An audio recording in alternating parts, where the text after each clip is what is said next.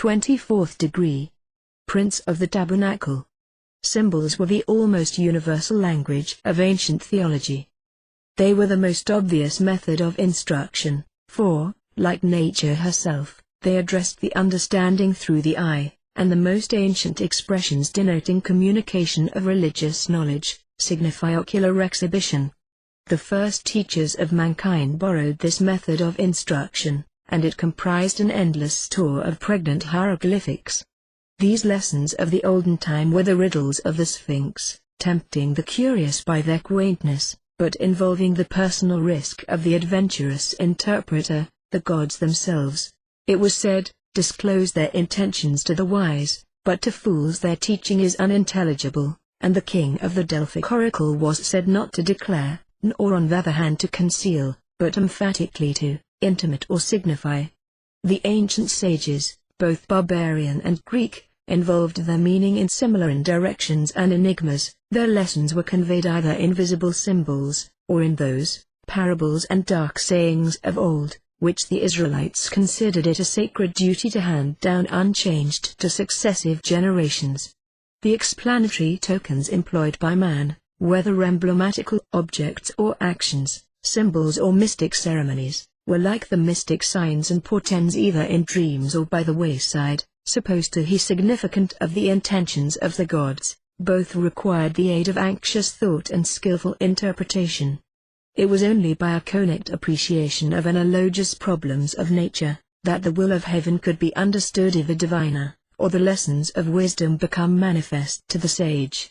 The mysteries were a series of symbols, and what was spoken there consisted wholly of accessory explanations of the act or image, sacred commentaries, explanatory of established symbols, with little of those independent traditions embodying physical or moral speculation, in which the elements or planets were the sage actors, and the creation and revolutions of the world were intermingled with recollections of ancient events, and yet with so much of that also, that nature became her own expositor through the medium of an arbitrary symbolical instruction, and the ancient views of the relation between the human and divine received dramatic forms. There has ever been an intimate alliance between the two systems, the symbolic and the philosophical, in the allegories of the monuments of all ages, in the symbolic writings of the priests of all nations, in the rituals of all secret and mysterious societies. There has been a constant series, an invariable uniformity of principles, which come from an aggregate, vast, imposing, and true, composed of parts that fit harmoniously only there. Symbolical instruction is recommended by the constant and uniform usage of antiquity, and it has retained its influence throughout all ages, as a system of mysterious communication. The deity, in his revelations to man, adopted the use of material images for the purpose of enforcing sublime truths, and Christ taught by symbols and parables. The mysterious knowledge of the Druids was embodied in signs and symbols. Taliesin, describing his initiation, says, "The secrets were imparted to me by the old giantess, Ceridwen, or Isis, without the use of audible language." And again he says, "I am a silent proficient." Initiation was a school, in which were taught the truths of primitive revelation, the existence and attributes of one God, the immortality of the soul, rewards and punishments in a future life, the phenomena of nature, the arts, the sciences, morality, regulation, philosophy, and philanthropy, and what we now style psychology and metaphysics, with animal magnetism, and the other occult sciences. All the ideas of the priests of Hindustan, Persia, Syria, Arabia, Chaldea, Phoenicia, were known to the Egyptian priests. The rational Indian philosophy, after penetrating Persia and Chaldea, gave birth to the Egyptian mysteries. We find that the use of hieroglyphics was preceded in Egypt by that of the easily understood symbols and figures, from the mineral, animal, and vegetable kingdoms, used by the Indians, Persians, and Chaldeans to express their thoughts, and this primitive philosophy was the basis of the modern philosophy of Pythagoras and Plato. All the philosophers and legislators that made antiquity illustrious, were pupils of the initiation, and all the beneficent modifications in the religions of the different people instructed by them were owing to their institution and extension of the mysteries in the chaos of popular superstitions. Those mysteries alone kept man from lapsing into absolute brutishness. Zoroaster and Confucius drew their doctrines from the mysteries. Clement of Alexandria, speaking of the great mysteries, says, "Here ends all instruction. Nature and all things are seen and known. Moral truths alone been taught the initiate. The mysteries could never have deserved nor received the magnificent eulogiums of the most enlightened alien of antiquity, of Pindar, Plutarch, Isocrates, Diodorus, Plato, Euripides, Socrates, Aristophanes, Cicero, Epictetus, Marcus Aurelius, and others philosophers hostile to the sacerdotal spirit, or historians devoted to the investigation of truth. No, all the sciences were taught there, and those oral unwritten traditions briefly communicated, which reached back to the first age of the world." Socrates said, in the Phaedo of Plato, "It well appears that those who established the mysteries, or secret assemblies of the initiated, were no contemptible personages, but men of great genius, who in the early ages strove to teach us, under enigmas, that he who shall go to the invisible regions without being punified, will be precipitated into the abyss, while he who arrives there, purged of the stains of this world, and accomplished in virtue, will be admitted to the dwelling place of the deity. The initiated are certain to attain the company of the gods." Praetextatus, proconsul of Achaia, a man endowed with all the virtues, said, in the 4th century, that to deprive the Greeks of those sacred mysteries which bound together the whole human race, would make life insupportable. Initiation was considered to be a mystical death, a descent into the infernal regions, where every pollution, and the stains and imperfections of a corrupt and evil life were purged away by fire and water, and the perfect epopt was then said to be regenerated, newborn, restored to a renovated existence of life, light, and purity, and placed under the divine protection. A new language was adapted to these celebrations, and also a language of hieroglyphics, unknown to any but those who had received the highest degree. And to them ultimately were confined the learning, the morality, and the political power, of every people among which the mysteries were practiced. So effectually was the knowledge of the hieroglyphics of the highest degree hidden from all but a favored few, that in process of time their meaning was entirely lost, and none could interpret them. If the same hieroglyphics were employed in the higher as in the lower degrees, they had a different and more abstruse and figurative meaning. It was pretended, in later times, that the sacred hieroglyphics and language were the same that were used by the celestial deities. Everything that could heighten the mystery of initiation was added, until the very name of the ceremony possessed a strange charm, and yet conjured up the wildest fears. A greatest rapture came to be expressed by the word that signified to pass through the mysteries. The priesthood possessed 1/3 of Egypt. They gained much of their influence by means of the mysteries, and spared no means to impress the people with a full sense of their importance. They represented them as the beginning of a new life of reason and virtue. The initiated, or esoteric companions were said to entertain the most agreeable anticipations respecting death and eternity, to comprehend all the hidden mysteries of nature, to have their souls restored to the original perfection from which man had fallen, and at their death to be borne to the celestial mansions of the gods. The doctrines of a future state of rewards and punishments formed a prominent feature in the mysteries, and they were also believed to assure much temporal happiness and good fortune, and afford absolute security against the most imminent dangers by land and sea. Public odium was cast of those who refused to be initiated. They were considered profane, unworthy of public employment or private confidence, and held to be doomed to eternal punishment as impious. To betray the secrets of the mysteries, to wear on the stage the dress of an initiate, or to hold the mysteries up to derision, was to incur death at the hands of public vengeance. It is certain that up to the time of Cicero, the mysteries still retained much of their original character of sanctity and purity. And at a later day, as we know, Nero, after committing a horrible crime, did not dare, even in Greece, to aid in the celebration of the mysteries, nor at a still later day was Constantine, the Christian emperor, allowed to do so, after his murder of his relatives. Everywhere, and in all their forms, the mysteries were funereal, and celebrated the mystical death and restoration to life of some divine or heroic personage, and the details of the legend and the mode of the death varied in the different countries where the mysteries were practiced.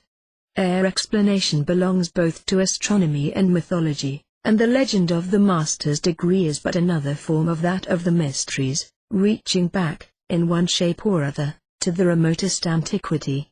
Whether Egypt originated the legend, or borrowed it from India or Chaldea, it is now impossible to know. But the Hebrews received the mysteries from the Egyptians, and of course were familiar with their legend, known as it was to those Egyptian initiates, Joseph and Moses. It was the fable, or rather the truth clothed in allegory and figures, of Osiris, the sun, source of light and principle of good, and Typhon, the principle of darkness and evil. In all the histories of the gods and heroes lay couched and hidden astronomical details and the history of the operations of visible nature, and those in their turn were also symbols of higher and profounder truths. None but rude uncultivated intellects could long consider the sun and stars and the powers of nature as divine, or as fit objects of human worship, and they will consider them so while the world lasts, and ever remain ignorant of the great spiritual truths of which these are the hieroglyphics and expressions. A brief summary of the Egyptian legend will serve to show the leading idea on which the mysteries among the Hebrews were based. Osiris, said to have been an ancient king of Egypt, was the sun, and Isis, his wife, the moon, and his history recounts, in poetical and figurative style, the annual journey of the great luminary of heaven through the different signs of the zodiac. In the absence of Osiris, Typhon, his brother, filled with envy and malice, sought to usurp his throne, but his plans were frustrated by Isis. Then he resolved to kill Osiris. This he did by persuading him to enter a coffin or sarcophagus, which he then flung into the Nile. After a long search, Isis found the body, and concealed it in the depths of a forest, but Typhon, finding it there, cut it into 14 pieces, and scattered them hither and thither. After tedious search, Isis found 13 pieces, the fishes having eaten the other, the privates, which she replaced of wood, and buried the body at Philae, where a temple of surpassing magnificence was erected in honor of Osiris. Isis, aided by her son Horus or Haroeri, warred against Typhon, slew him, reigned gloriously, and at her death was reunited to her husband, in the same tomb. Typhon was represented as born of the earth, the upper part of his body covered with feathers, in stature reaching the clouds, his arms and legs covered with scales, serpents darting from him on every side, and fire flashing from his mouth. Horus, who aided in slaying him, became the god of the sun, answering to the Grecian Apollo, and Typhon is but the anagram of Python, the great serpent slain by Apollo. The word Typhon, like Eve, signifies a serpent, and life. By its form the serpent symbolizes life, which circulates through all nature.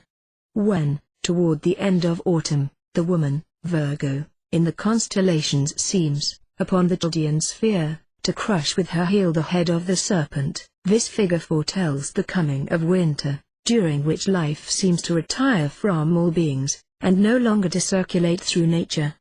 This is why Typhon signifies also a serpent, the symbol of winter, which, in the Catholic temples, is represented surrounding the terrestrial globe, which surmounts the heavenly cross, emblem of redemption. If the word Typhon is derived from tapul, it signifies a tree which produces apples, ma'ala, evils, the Jewish origin of the fall of man. Typhon means also one who supplants, and signifies the human passions, which expel from our hearts the lessons of wisdom. In the Egyptian fable, Isis wrote the sacred word for the instruction of men, and Typhon effaced it as fast as she wrote it. In morals, his name signifies pride, ignorance and falsehood. When Isis first found the body, where it had floated ashore near Byblos, a shrub of Erica or tamarisk near it had, by the virtue of the body, shot up into a tree around it, and protected it, and hence our sprig of acacia. Isis was also aided in her search by Anubis, in the shape of a dog. He was Sirius or the dog star, the friend and counselor of Osiris, and the inventor of language, grammar, astronomy, surveying, arithmetic, music, and medical science, the first maker of laws, and he taught the worship of the gods, and the building of temples. In the mysteries, the nailing up of the body of Osiris in the chest or ark was termed the aphanism, or disappearance, of the sun at the winter solstice, below the Tropic of Capricorn, and the recovery of the different parts of his body by Isis, the euresis, or finding. The candidate went through a ceremony representing this, in all the mysteries everywhere. The main facts in the fable were the same in all countries, and the prominent deities were everywhere a male and a female. In Egypt they were Osiris and Isis, in India, Mahadeva and Bhavani, in Phoenicia, Thammuz, or Adonis, and Astarte, in Phrygia, Atis and Cybele, in Persia, Mithras and Asis, in Samothrace and Greece, Dionysus or Sabuzi, Ace and Rhea, in Britain, Hu and Ceridwen, and in Scandinavia, Woden and Freyr, and in every instance these divinities represented the sun and the moon. The mysteries of Osiris, Isis, and Horus, seem to have been the model of all other ceremonies of initiation subsequently established among the different peoples of the world. Those of Atis and Cybele, celebrated in Phrygia, those of Seers and Proserpine, at Eleusis and many other places in Greece, were but copies of them. This we learn from Plutarch, Diodorus Siculus, Lactantius, and other writers, and in the absence of direct testimony should necessarily infer it from the similarity of the adventures of these deities, for the ancients held that the Seers of the Greeks was the same as the Isis of the Egyptians, and Dionysos or Bacchus as Osiris. In the legend of Osiris and Isis, as given by Plutarch, are many details and circumstances other than those that we have briefly mentioned, and all of which we need not repeat here. Osiris married his sister Isis, and labored publicly with her to ameliorate the lot of men. He taught them agriculture, while Isis invented laws. He built temples to the gods, and established their worship. Both were the patrons of artists and their useful inventions, and introduced the use of iron for defensive weapons and implements of agriculture, and of gold to adorn the temples of the gods. He went forth with an army to conquer men to civilization, teaching he people whom he overcame to plant the vine and sow grain for food. Typhon, his brother, slew him when the sun was in the sign of the Scorpion, that is to say, at the autumnal equinox. They had been rival claimants, says Cinsius, for the throne of Egypt, as light and darkness contend ever for the empire of the world. Plutarch adds, that at the time when Osiris was slain, the moon was at its full, and therefore it was in the sign opposite the Scorpion, that is, the bull, the sign of the vernal equinox. Plutarch assures us that it was to represent these events and details that Isis established the mysteries, in which they were reproduced by images, symbols, and a religious ceremonial, whereby they were imitated, and in which lessons of piety were given, and consolations under the misfortunes that afflict us here below. Those who instituted these mysteries meant to strengthen religion and console men in their sorrows by the lofty hopes found in a religious faith, whose principles were represented to them covered by a pompous ceremonial, and under the sacred veil of allegory. Diodorus speaks of the famous columns erected near Nizza, in Arabia, where, it was said, were two of the tombs of Osiris and Isis. On one was this inscription, "I am Isis, queen of this country. I was instructed by Mercury. No one can destroy the laws which I have established. I am the eldest daughter of Saturn, most ancient of the gods. I am the wife and sister of Osiris the king. I first made known to mortals the use of wheat. I am the mother of Us the king. In my honor was the city of Bubast built. Rejoice, O Egypt, rejoice, land that gave me birth." And on the other was this, "I am Osiris the king, who led my armies into all parts of the world, to the most thickly inhabited countries of India, the north, the Danube, and the ocean.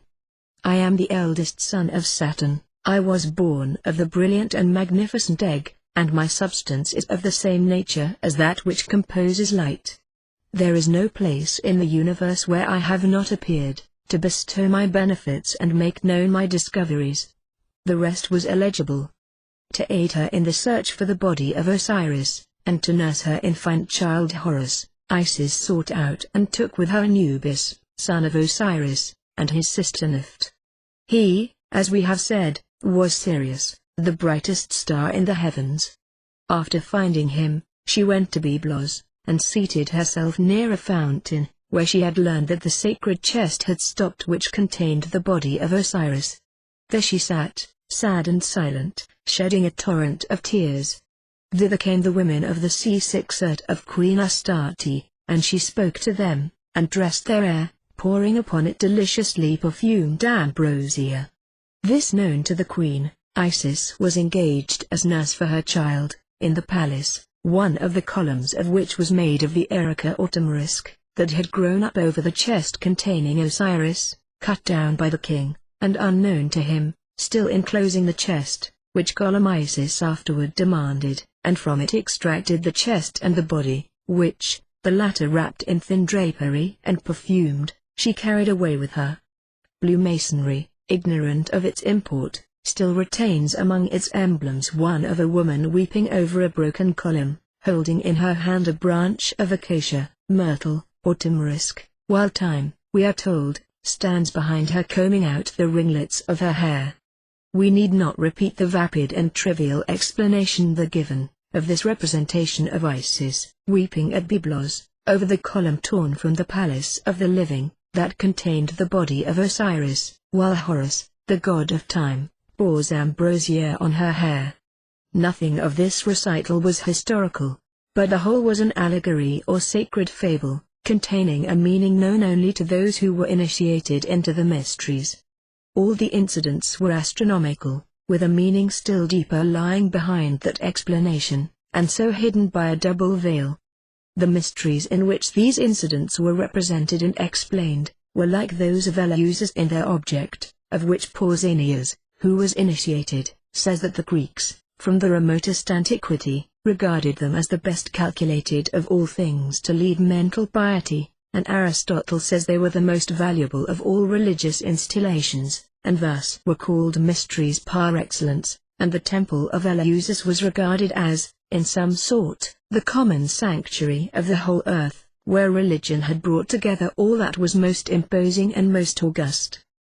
The object of all the mysteries was to inspire men with piety, and to console them in the miseries of life. That consolation, so afforded, was the hope of a happier future, and of pasting, after death, to a state of eternal felicity. Cicero says that the initiates not only received lessons which made life more agreeable, but drew from the ceremonies happy hopes for the moment of death. Socrates says that those who are so fortunate as to be admitted to the mysteries, possessed, when dying, the most glorious hopes for eternity. Aristides says that they not only procure an initiate's consolations in the present life, and means of deliverance from the great weight of their evils, but also the precious advantage of passing after death to a happier state. Isis was the goddess of Say, and the famous Feast of Lights was celebrated there in her honor. There were celebrated the mysteries, in which were represented the death and subsequent restoration to life of the god Osiris, in a secret ceremony and scenic representation of his sufferings, called the Mysteries of Night. The kings of Egypt often exercised the functions of the priesthood, and they were initiated into the sacred science as soon as they attained the throne. So at Athens, the first magistrate, or archon king, superintended the mysteries. This was an image of the union that existed between the priesthood and royalty, in those early times when legislators and kings sought in religion a potent political instrument. Herodotus says, speaking of the reasons why animals were deified in Egypt, "If I were to explain these reasons, I should be led to the disclosure of those holy matters which I particularly wish to avoid, and which, but from necessity, I should not leave discussed at all. So he says, the Egyptians have at say the tomb of a certain personage, whom I do not think myself permitted to specify. It is behind the temple of Minerva. The latter, so called by the Greeks, was really Isis, whose was the often cited enigmatical inscription, I am what was and is to come. No mortal hath yet unveiled me. So again he says, upon this lake are represented by night the accidents which happened to him whom I dare not name. The Egyptians call them their mysteries. Concerning these, at the same time that I confess myself sufficiently informed, I feel myself compelled to be silent. Of the ceremonies also in honor of seers I may not venture to speak, further than the obligations of religion will allow me. It is easy to see what was the great object of initiation and the mysteries, whose first and greatest fruit was, as all the ancients testify, to civilize savage hordes, to soften their ferocious manners, to introduce among them social intercourse, and lead them into a way of life more worthy of men. Cicero considers the establishment of the Iusian mysteries to be the greatest of all the benefits conferred by Athens on other commonwealths, their effects 381 having been, he says, to civilize men, soften their savage and ferocious manners, and teach them the true principles of morals, which initiate man into the only kind of life worthy of him. The same philosophic orator, in a passage where he apostrophizes Ceres and Proserpine, says that mankind owes these goddesses the first elements of moral life, as well as the first means of sustenance of physical life, knowledge of the laws, regulation of morals, and those examples of civilization which have improved the manners of men in cities.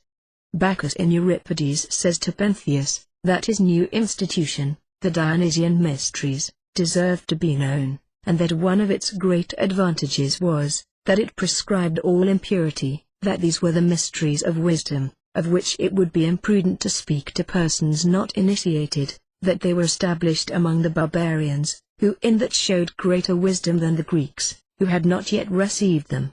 This double object, political and religious, one teaching our duty to men, and the other what we owe to the gods, or rather, respect for the gods calculated to maintain that which we owe the laws, is found in that well-known verse of Virgil, borrowed by him from the ceremonies of initiation, teach me to respect justice and the gods.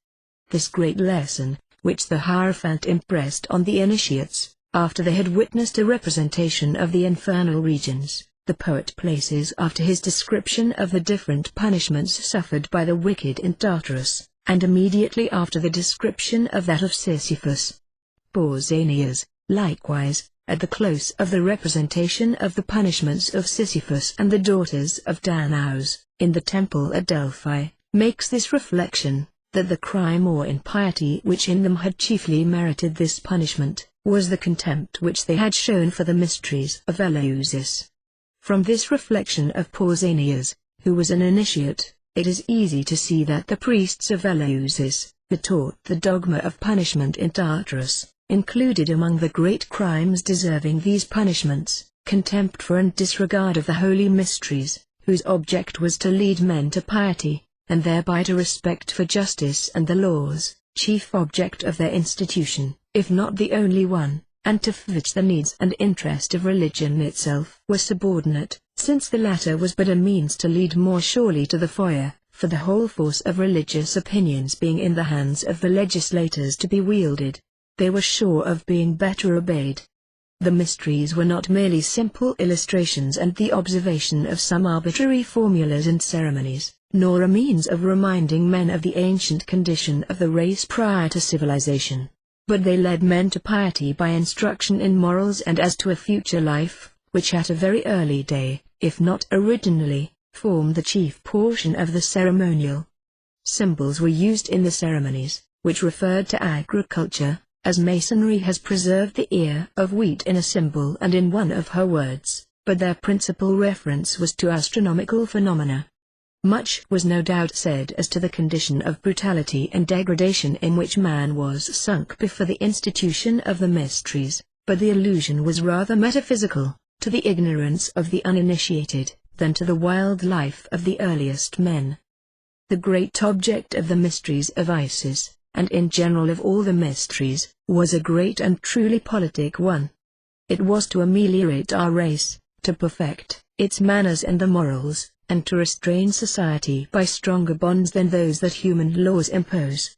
They were the invention of that ancient science and wisdom which exhausted all its resources to make legislation perfect, and of that philosophy which has ever sought to secure the happiness of man, by purifying his soul from the passions which can trouble it, and as a necessary consequence introduce social disorder. And that they were the work of genius is evident from their employment of all the sciences, a profound knowledge of the human heart, and the means of subduing it. It is a still greater mistake to imagine that they were the inventions of charlatanism, and means of deception. They may in the lapse of time have degenerated into imposture and schools of false ideas, but they were not so at the beginning, or else the wisest and best men of antiquity have uttered the most willful falsehoods. In process 0f time the very allegories of the mysteries themselves, Tantalus and its punishments, Minos and the other judges of the dead, came to be misunderstood, and to be false because they were so, while at first they were true, because they were recognized as merely the arbitrary forms in which truths were enveloped. The object of the mysteries was to procure all man a real felicity on earth by the means of virtue, and to that end he was taught that his soul was immortal, and that error, sin, and vice must needs, by an inflexible law, produce their consequences. The rude representations of physical torture in Tantalus was but an image of the certain, unavoidable, eternal consequences that flow by the law of God's enactment from the sin committed and the vice indulged in. The poets and mystagogues labored to propagate these doctrines of the soul's immortality and the certain punishment of sin and vice, and to accredit them with the people, by teaching them the former in their poems, and the latter in the sanctuaries, and they clothed them with the charms, the one of poetry, and the other of spectacles and magic illusions. They painted, aided by all the resources of art, the virtuous man's happy life after death, and the horrors of the frightful prisons destined to punish the vicious. In the shades of the sanctuaries, these delights and horrors were exhibited as spectacles, and the initiates witnessed religious dramas, under the name of initiation and mysteries.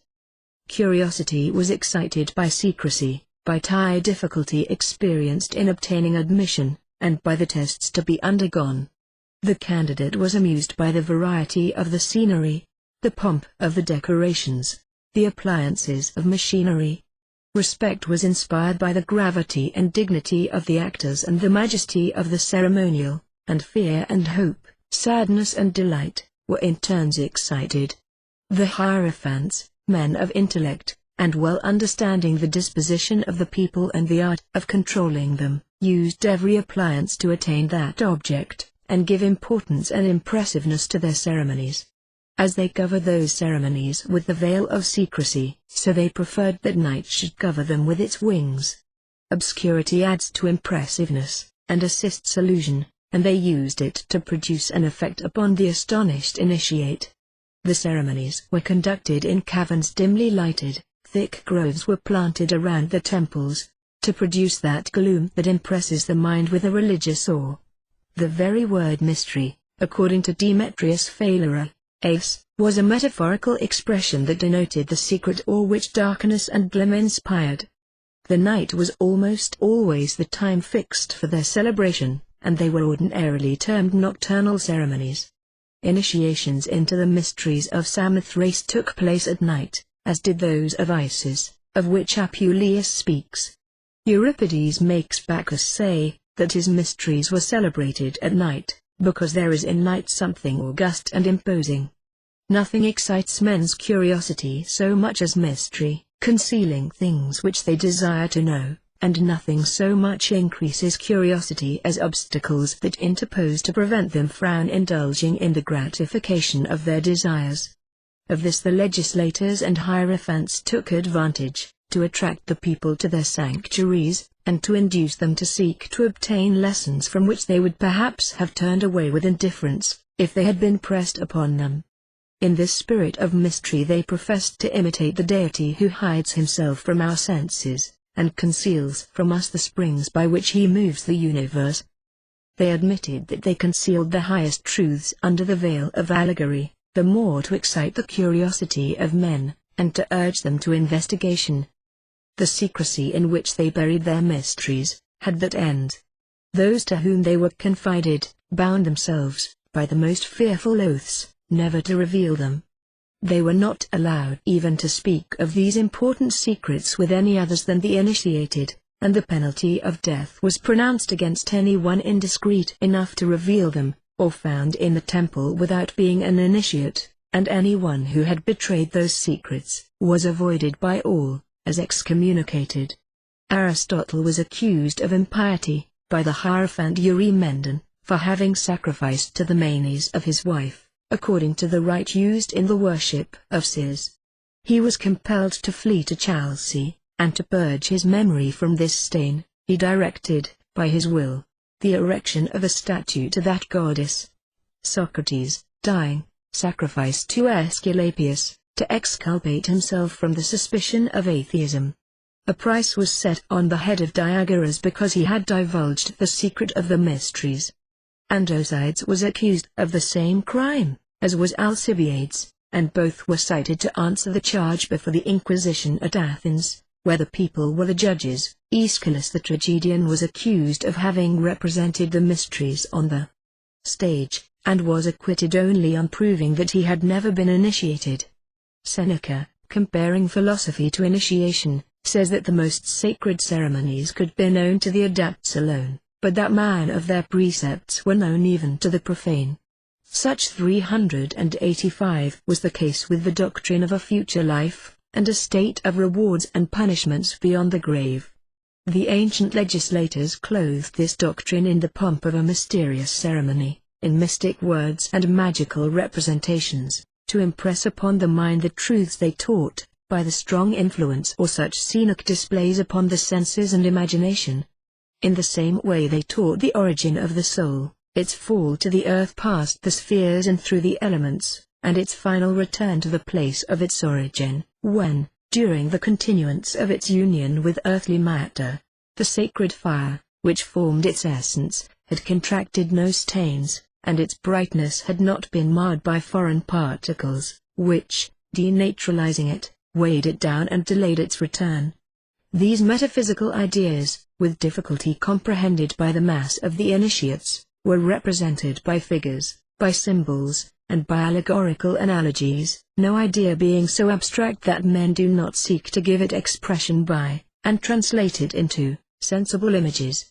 The attraction of secrecy was enhanced by the difficulty of obtaining admission. Obstacles and suspense redoubled curiosity. Those who aspired to the initiation of the sun and in the mysteries of Matthias in Persia, underwent many trials. Recommenced by easy tests and arrived by degrees at those that were most cruel, in which the life of the candidate was often endangered. Gregory Nazianzen terms them tortures and mystic punishments. No one can be initiated, says Suidas, until after he has proven, by the most terrible trials, that he possesses a virtuous soul, exempt from the sway of every passion, and that it were impassible. There were 12 principal tests, and some make the number larger. The trials of the Eleazinian initiations were not so terrible, but they were severe, and the suspense, above all in which the aspirant was kept for several years, the memory of which is retained in Masonry by the ages of those of the different degrees, or the interval between admission to the inferior and initiation in the great mysteries, was a species of torture to the curiosity which it was desired to excite. Thus the Egyptian priests tried Pythagoras before admitting him to know the secrets of the sacred science. He succeeded, by his incredible patience and the courage with which he surmounted all obstacles, in obtaining admission to their society and receiving their lessons. Among the Jews, the Essenes admitted none among them, until they had passed the tests or several degrees. By initiation, those who before were fellow citizens only, became brothers, connected by a closer bond than before, by means of a religious fraternity, which, bringing men nearer together, united them more strongly, and the weak and the poor could more readily appeal for assistance to the powerful and the wealthy, with whom religious association gave them a closer fellowship. The initiate was regarded as the favorite of the gods. For him alone heaven opened its treasures. Fortunate during life, he could, by virtue and the favor of heaven, promise himself after death an eternal felicity. The priests of the island of Samothrace promised favorable winds and prosperous voyages to those who were initiated. It was promised them that the Kabiri, and Castor and Pollux, the Dioscuri, should appear to them when the storm raged, and give them calms and smooth seas, and the scholiast of Aristophanes says that those initiated in the mysteries there were just men, who were privileged to escape from great evils and tempests. The initiate in the mysteries of Orpheus, after he was purified, was considered as released from the empire of evil, and transferred to a condition of life which gave him the happiest hopes. I have emerged from evils. He was made to say, and have attained good. Those initiated in the mysteries of Eleusis believed that the sun blazed with a pure splendor for them alone. And, as we see in the case of Pericles, they flattered themselves that Circe and Proserpine inspired them and gave them wisdom and counsel. Initiation dissipated errors and banished misfortune, and after having filled the heart of man with joy during life, it gave him the most blissful hopes at the moment of death. We owe it to the goddesses of Eleusis, says Socrates, that we do not lead the wild life of the earliest men, and to them are due the flattering hopes which initiation gives us for the moment of death and for all eternity. The benefit which we reap from these august ceremonies, says Aristides, is not only present joy, a deliverance and enfranchisement from the old ills, but also the sweet hope which we have in death of passing to a more fortunate state. And Theon says that participation of the mysteries is the finest of all things, and the source of the greatest blessings. The happiness promised there was not limited to this mortal life, but it extended beyond the grave. There a new life was to commence, during which the initiate was to enjoy a bliss without alloy and without limit. The Corybands promised eternal life to the initiates of the mysteries of Cybele and Atys. Apuleius represents Lucius, while still in the form of an ass, as addressing his prayers to Isis, whom he speaks of as the same as Circe, Venus, Diana, and Proserpine, and as illuminating the walls of many cities simultaneously with her feminine luster, and substituting her quivering light for the bright rays of the sun. She appears to him in his vision as a beautiful female, over whose divine neck her long thick hair hung in graceful ringlets. Addressing him, she says, "The parent of universal nature attends thy call. The mistress of the elements, initiative germ of generations, supreme of deities, queen of departed spirits, first inhabitant of heaven, and uniform type of all the gods and goddesses, propitiated by thy prayers, is with thee. She governs with her nod the luminous heights of the firmament, the salubrious breezes of the ocean, the silent deplorable depths of the shades below, one-souled divinity under mazy forms, worshipped by the different nations of the earth under many titles, and with various religious rites.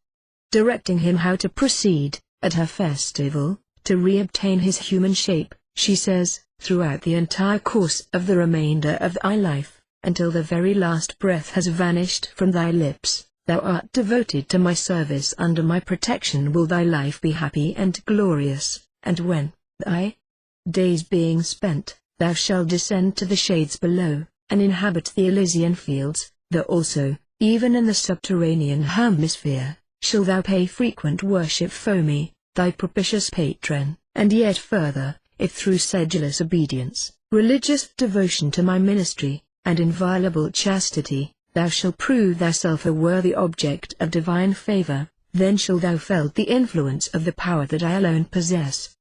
The number of thy days shall be prolonged beyond the ordinary decrees of fate." In the procession of the festival, Lucius saw the image of the goddess, on either side of which were female attendants, that, with ivory combs in their hands, made believe, by the motion of their arms and the divesting of their fingers, to comb and ornament the goddess' royal hair. Afterward, clad in linen robes, came the initiated. The hair of the women was moistened by perfume, and enveloped in a transparent covering. But the men, terrestrial stars, as it were, of the great religion, were thoroughly shaven, and their bald heads shone exceedingly. Afterward came the priests, in robes of white linen. The first bore a lamp in the form of a boat, emitting flame from an orifice in the middle, the second, a small altar, the third, a golden palm tree, and the fourth displayed the figure of a left hand, the palm open and expanded, representing thereby a symbol of equity and fair dealing, of which the left hand, as slower than the right hand, and more void of skill and craft, is therefore an appropriate emblem. After Lucius had, by the grace of Isis, recovered his human form, the priest said to him, "Calamity hath no hold on those whom our goddess hath chosen for her service, and whom her majesty hath vindicated." And the people declared that he was fortunate to be, thus after a manner born again, and at once betrothed to the service of the holy ministry. When he urged the chief priest to initiate him, he was answered that there was not a single one among the initiated, of a mind so degraded, or so bent on his own destruction, as, without receiving a special command from Isis, to dare to undertake her ministry rashly and sacrilegiously, and thereby commit an act certain to bring upon himself a dreadful injury. For, continued the chief priest, the gates of the shades below, and the care of our life being in the hands of the goddess, the ceremony of initiation into the mysteries is, as it were, to suffer death, with the precarious chance of resuscitation. Wherefore the goddess, in the wisdom of her divinity, hath been accustomed to select as persons to whom the secrets of her religion can with propriety be entrusted, those who, standing as it were on the utmost limit of the course of life they have completed, may through her providence be in a manner born again, and commence the career of a new existence. When he was finally to be initiated, he was conducted to the nearest baths, and after having bathed, the priest first solicited forgiveness of the gods, and then sprinkled him all over with the clearest and purest water, and conducted him back to the temple, where, says Apuleius, after giving me some instruction, that mortal tongue is not permitted to reveal, he bade me for the succeeding 10 days restrain my appetite, eat no animal food, and drink no wine. These 10 days elapsed, the priest led him into the inmost recesses of the sanctuary, and here, studious reader, he continues, peradventure thou wilt be sufficiently anxious to know all that was said and done, which, were it lawful to divulge, I would tell thee, and, wert thou permitted to hear, thou shouldst know. Nevertheless, although the disclosure would affix the penalty of rash curiosity to my tongue as well as thy ears, yet will I, for fear thou shouldst be too long tormented with religious longing, and suffer the pain of protracted suspense, tell the truth notwithstanding. Listen then to what I shall relate. I approached the abode of death, with my foot I pressed the threshold of Proserpine's palace.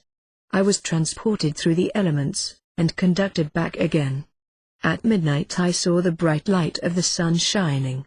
I stood in the presence of the gods of heaven and of the shades below, stood clear and were skipped. And now have I told thee such things that, hearing, thou necessarily canst not understand, and being beyond the comprehension of the profane, I can enunciate without committing a crime. After night had passed, and the morning had dawned, the usual ceremonies were at an end. Then he was consecrated by 12 stoles being put upon him, clothed, crowned with palm leaves, and exhibited to the people. The remainder of that day was celebrated as his birthday and passed in festivities, and on the 3rd day afterward, the same religious ceremonies were repeated, including a religious breakfast, followed by a final consummation of ceremonies. A year afterward, he was warned to prepare for initiation into the mysteries of the great God, supreme parent of all the other gods, the invincible Osiris, for, says Apuleius, although there is a strict connection between the religions of both deities, and even the essence of both divinities is identical, the ceremonies of the respective initiations are considerably different. Compare with this hint the following language of the prayer of Lucius, addressed to Isis, and we may judge what doctrines were taught in the mysteries, in regard to the deity, O holy and perpetual preserver of the human race, ever ready to cherish mortals by thy munificence, and to afford thy sweet maternal affection to the wretched under misfortune, whose bounty is never at rest, neither by day nor by night, nor throughout the very minutest particle of duration, thou who stretchest forth thy health-bearing right hand over the land and over the sea for the protection of mankind, to disperse the storms of life, to unravel the inextricable entanglement of the web of fate, to mitigate the tempests of fortune, and restrain the malignant influences of the stars. The gods in heaven adore thee, the gods in the shades below do thee homage, stars obey thee, the divinities rejoice in thee, the elements and the revolving seasons serve thee. At thy nod the winds breathe, clouds gather, seeds grow, buds germinate, in obedience to thee the earth revolves and the sun gives us light. It is thou who governest the universe and treadest Tartarus under thy feet. Then he was initiated into the nocturnal mysteries of Osiris and Serapis, and afterward into those of Seers at Rome, but of the ceremonies in these initiations, Apuleius says nothing. Under the archonship of Euclid, bastards and slaves were excluded from initiation, and the same exclusion obtained against the materialists or Epicureans who denied providence and consequently the utility of initiation. By a natural progress, it came at length to be considered that the gates of Elysium would open only for the initiates, whose souls had been purified and regenerated in the sanctuaries. But it was never held, on the other hand, that initiation alone sufficed. We learn from Plato that it was also necessary for the soul to be purified from every stain, and that the purification necessary was such as gave virtue, truth, wisdom, strength, justice, and temperance. Entrance to the temples was forbidden to all who had committed homicide, even if it were involuntary. So it is stated by both Isocrates and Theon. Magicians and charlatans who made trickery a trade, and impostors pretending to be possessed by evil spirits, were excluded from the sanctuaries. Every impious person and criminal was rejected, and Lampridius states that before the celebration of the mysteries, public notice was given, that none need apply to enter but those against whom their consciences uttered no reproach, and who were certain of their own innocence. It was required of the initiate that his heart and hands should be free from any stain. Porphyry says that man's soul, at death, should be enfranchised from all the passions, from hate, envy, and the others, and, in a word, be as pure as it is required to be in the mysteries. Of course it is not surprising that parricides and perjurers, and others who had committed crimes against God or man, could not be admitted. In the mysteries of Mithras, a lecture was repeated to the initiate on the subject of justice. And the great moral lesson of the mysteries, to which all their mystic ceremonial tended, expressed in a single line by Virgil, was to practice justice and revere the deity, thus recalling men to justice, by connecting it with the justice of the gods, who require it and punish its infraction. The initiate could aspire to the favors of the gods, only because and while he respected the rights of society and those of humanity. The sun, says the chorus of initiates in Aristophanes, burns with a pure light for us alone, who, admitted to the mysteries, observe the laws of piety in our intercourse with strangers and our fellow citizens. The rewards of initiation were attached to the practice of the social virtues. It was not enough to be initiated merely. It was necessary to be faithful to the laws of initiation, which imposed on men duties in regard to their kind. Bacchus allowed none to participate in his mysteries, but men who performed to the rules of piety and justice. Sensibility, above all, and compassion for the misfortunes of others, were precious virtues, which initiation strove to encourage. Nature, says Juvenal, has created us compassionate, since it has endowed us with tears. Sensibility is the most admirable of our senses. What man is truly worthy of the torch of the mysteries, who such as the priest of Seers requires him to be, if he regards the misfortunes of others as wholly foreign to himself?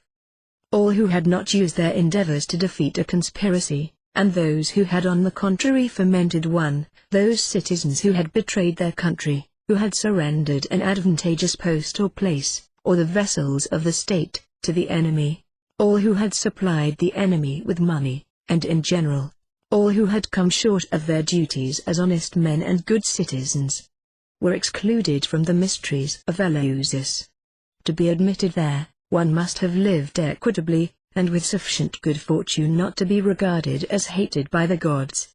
Thus the society of the initiates was, in its principle, and according to the true purpose of its institution, a society of virtuous men, who labored to free their souls from the tyranny of the passions, and to develop the germ of all the social virtues, and this was the meaning of the idea, afterward misunderstood, that entry into Elysium was only allowed to the initiates, because entrance to the sanctuaries was allowed to the virtuous only, and Elysium was created for virtuous souls alone.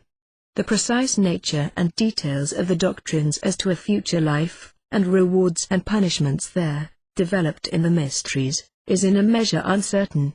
Little direct information in regard to it has come down to us. No doubt, in the ceremonies, there was a scenic representation of Tantalus and the judgment of the dead, resembling that which we find in Virgil, but there is as little doubt that these representations were explained to be allegorical. It is not our purpose here to repeat the descriptions given. We are only concerned with the great fact that the mysteries taught the doctrine of the soul's immortality, and that, in some shape, suffering, pain, remorse, and agony, ever follow sin as its consequences. Human ceremonies are indeed but imperfect symbols, and the alternate baptisms in fire and water intended to purify us into immortality, are ever in this world interrupted at the moment of their anticipated completion. Life it's a mirror which reflects only to deceive, a tissue perpetually interrupted and broken, an urn forever fed, yet never full one. All initiation is but introductory to the great change of death. Baptism, anointing, embalming, obsequies by burial or fire, are preparatory symbols, like the initiation of Hercules before descending to the shades, pointing out the mental change which ought to press for the renewal of existence. Death is the true initiation, to which sleep is the introductory or minor mystery. It is the final rite which united the Egyptian with his god, and which opens the same promise to all who are duly prepared for it. The body was deemed a prison for the soul, but the latter was not condemned to eternal banishment and imprisonment. The further of the worlds permits its chains to be broken, and has provided in the course of nature the means of its escape. It was a doctrine of immemorial antiquity, shared alike by Egyptians, Pythagoreans, the Orphesi, and by that characteristic Bacchus sage, the preceptor of the soul, Silence, that death is far better than life, that the real death belongs to those who on earth are immersed in the lethe of its passions and fascinations, and that the true life commences only when the soul is emancipated for its return. And in this sense, as presiding over life and death, Dionysus is in the highest sense the liberator, since, like Osiris, he frees the soul, and guides it in its migrations beyond the grave, preserving it from the risk of again falling under the slavery of matter or of some inferior animal form, the purgatory of metempsychosis, and exalting and perfecting its nature through the purifying discipline of his mysteries. The great consummation of all philosophy, said Socrates, professedly quoting from traditional and mystic sources, is death. He who pursues philosophy aright, is studying how to die. All soul is part of the universal soul, whose totality is Dionysus, and it is therefore he who, as spirit of spirits, leads back the vagrant spirit to its home, and accompanies it through the purifying processes, both real and symbolical, of its earthly transit. He is therefore emphatically the mystic or hierophant, the great spiritual mediator of Greek religion. The human soul is itself daimonios, a god with as the mind, capable through its own power of rivaling the canonization of the hero, of making itself immortal by the practice of the good, and the contemplation of the beautiful and true. The removal to the Happy Islands could only be understood mythically. Everything earthly must die. Man, like Oedipus, is wounded from his birth. His realm Elysium can exist only beyond the grave. Dionysus died and descended to the shades. His passion was the great secret of the mysteries, as death is the grand mystery of existence. His death, typical of nature's death, or of her periodical decay and restoration, is one of the many symbols of the palingenesia or second birth of man. Man descended from the elemental forces or titans, Elohim, who fed on the body of the pantheistic deity creating the universe by self-sacrifice, commemorates in sacramental observance this mysterious passion, and while partaking of the raw flesh of the victim, seems to be invigorated by a fresh draught from the fountain of universal life, to receive a new pledge of regenerated existence. Death is the inseparable antecedent of life. The seed lies in order to produce the plant, and earth itself is rent asunder and dies at the birth of Dionysos. Hence the significancy of the phallus, or of its inoffensive substitute, the obelisk, rising as an emblem of resurrection by the tomb of buried deity at Lerna or Itse. Dionysus Orpheus descended to the shades to recover the lost virgin of the zodiac, to bring back his mother to the sky as Thyone, or what has the same meaning, to consummate his eventful marriage with Persephone, thereby securing, like the nuptials of his father with Semele, the perpetuity of nature. His under-earth office is the depression of the year, the wintry aspect in the alternations of bull and serpent, whose united series makes up the continuity of time, and in worlds, physically speaking, the stash and dark are ever the parents of the beautiful and bright. The mysteries. The human sufferer was consoled by witnessing the severer trials of the gods, and the vicissitudes of life and death, expressed by apposite symbols, such as the sacrifice or submission of the bull, the extinction and re-illumination of the torch, excited corresponding emotions of alternate relief and joy, that play of passion which was present at the origin of nature, and which accompanies all her changes. The great Aurelias in E were celebrated in the month Boedromion, when the seed was buried in the ground, and when the year, verging to its decline, disposes the mind to serious reflection. The first days of the ceremonial were passed in sorrow and anxious silence, in fasting and expiatory or lustral offices. On a sudden, the scene was changed, sorrow and lamentation were discarded, the glad name of Bacchus passed from mouth to mouth. The image of the god, crowned with myrtle and bearing a lighted torch, was borne in joyful procession from the Ceramicus to Eleusis, where, during the ensuing night, the initiation was completed by an imposing revelation. The first scene was in the Ponos, or outer court of the sacred enclosure, where amidst utter darkness, or while the meditating god, the star illuminating the nocturnal mystery, alone carried an unextinguished torch, the candidates were overawed with terrific sounds and noises, while they painfully groped their way, as in the gloomy cavern of the soul's sublunar migration, a scene justly compared to the passage of the valley of the shadow of death. For by the immutable law exemplified in the trials of Psyche, man must pass through the terrors of the underworld, before he can reach the height of heaven.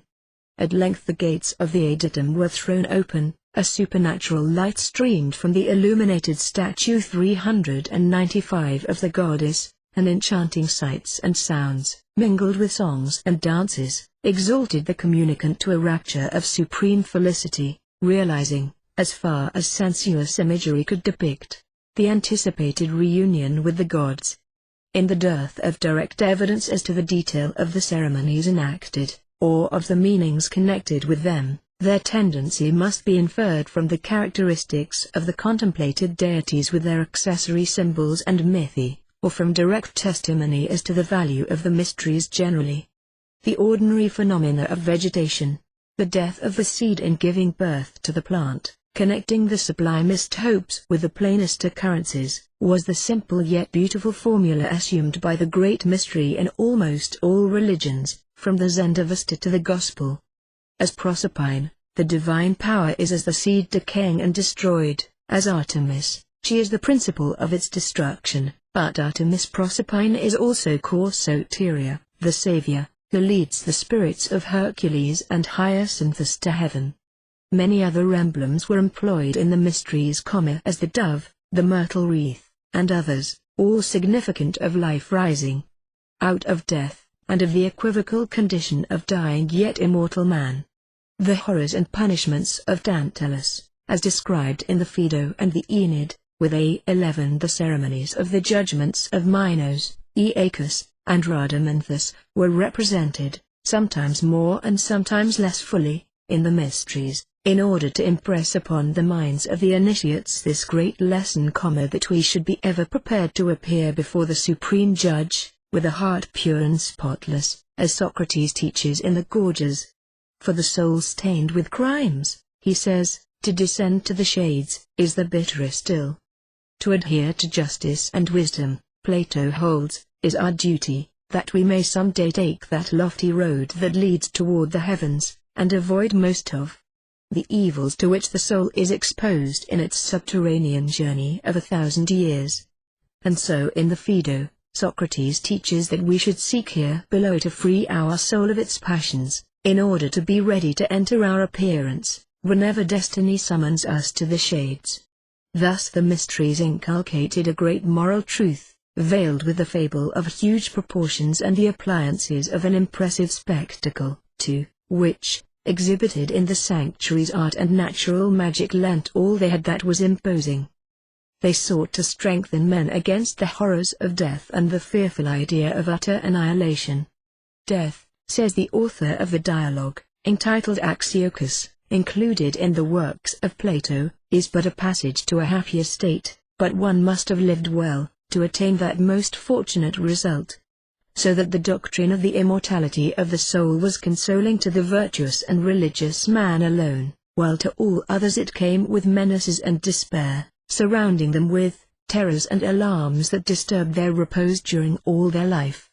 For the material horrors of Tantalus, allegorical to the initiate, were real to the mass of the profane, nor in latter times, did, perhaps many initiates read rightly the allegoriary. The triple-walled prison, which the condemned soul first met, round which swelled and surged the fiery waves of Phlegethon, wherein rolled roaring, huge, blazing rocks, the great gate with columns of adamant, which none save the gods could crush, Tisiphone, their warder, with her bloody robes, the lash resounding on the mangled bodies of the miserable unfortunates, their plaintive groans, mingled in horrid harmony with the clashing of their chains, the Furies, lashing the guilty with their snakes, the awful abyss where Hydra howls with its 100 heads, greedy to devour, Titius, prostrate, and his entrails fed upon by the cruel vulture, Sisyphus, ever rolling his rock, Ixion on his wheel, Tantalus tortured by eternal thirst and hunger, in the midst of water and with delicious fruits touching his head, the daughters of Danaus at their eternal, fruitless task, beasts biting and venomous reptiles stinging, and devouring flame eternally consuming bodies ever renewed in endless agony. All these sternly impressed upon the people the terrible consequences of sin and vice, and urged them to pursue the paths of honesty and virtue. And if, in the ceremonies of the mysteries, these material horrors were explained to the initiates as mere symbols of the unimaginable torture, remorse, and agony that would rend the immaterial soul and rack the immortal spirit, they were feeble and insufficient in the same mode and measure only, as all material images and symbols fall short of that which is beyond the cognizance of our senses, and the grave hierophant, the imagery, the paintings, the dramatic horrors, the funeral sacrifices, the august mysteries, the solemn silence of the sanctuaries, were none the less impressive, because they were known to be but symbols, that with material shows and images made the imagination to be the teacher of the intellect. Expiation, and the tests of water, air, and fire were represented, by means of which, during the march of many years, the soul could be purified, and rise toward the ethereal regions, that ascent being more or less tedious and laborious, according as each soul was more or less clogged by the gross impediments of its sins and vices. Herein was shadowed forth, how distinctly taught the initiates we know not, the doctrine that pain and sorrow, misfortune and remorse, are the inevitable consequences that flow from sin and vice, as effect flows from cause, that by each sin and every act of vice the soul drops back and loses ground in its advance toward perfection, and that the ground so, lost is and will be in reality never so recovered as that the sin shall be as if it never had been committed, but that throughout all the eternity of its existence, each soul shall be conscious that every act of vice or baseness it did on earth has made the distance greater between itself and ultimate perfection. We see this truth glimmering in the doctrine, taught in the mysteries, that though slight and ordinary offences could be expiated by penances, repentance, acts of beneficence, and prayers, grave crimes were mortal sins, beyond the reach of all such remedies. Eleusis closed her gates against Nero, and the pagan priests told Constantine that among all their modes of expiation there was none so potent as could wash from his soul the dark spots left by the murder of his wife, and his multiplied perjuries and assassinations. The object of the ancient initiations being to ameliorate mankind and to perfect the intellectual part of man, the nature of the human soul, its origin, its destination, its relations to the body and to universal nature, all formed part of the mystic science, and to them in part the lessons given to the initiate were directed. For it was believed that initiation tended to his perfection, and to preventing the divine part within him, overloaded with matter gross and earthy, from being plunged into gloom, and impeded in its return to the deity. The soul, with them, was not a mere conception or abstraction, but a reality including in itself life and thought, or, rather, of whose essence it was to live and think. It was material, but not brute, inert, inactive, lifeless, motionless, formless, lightless matter.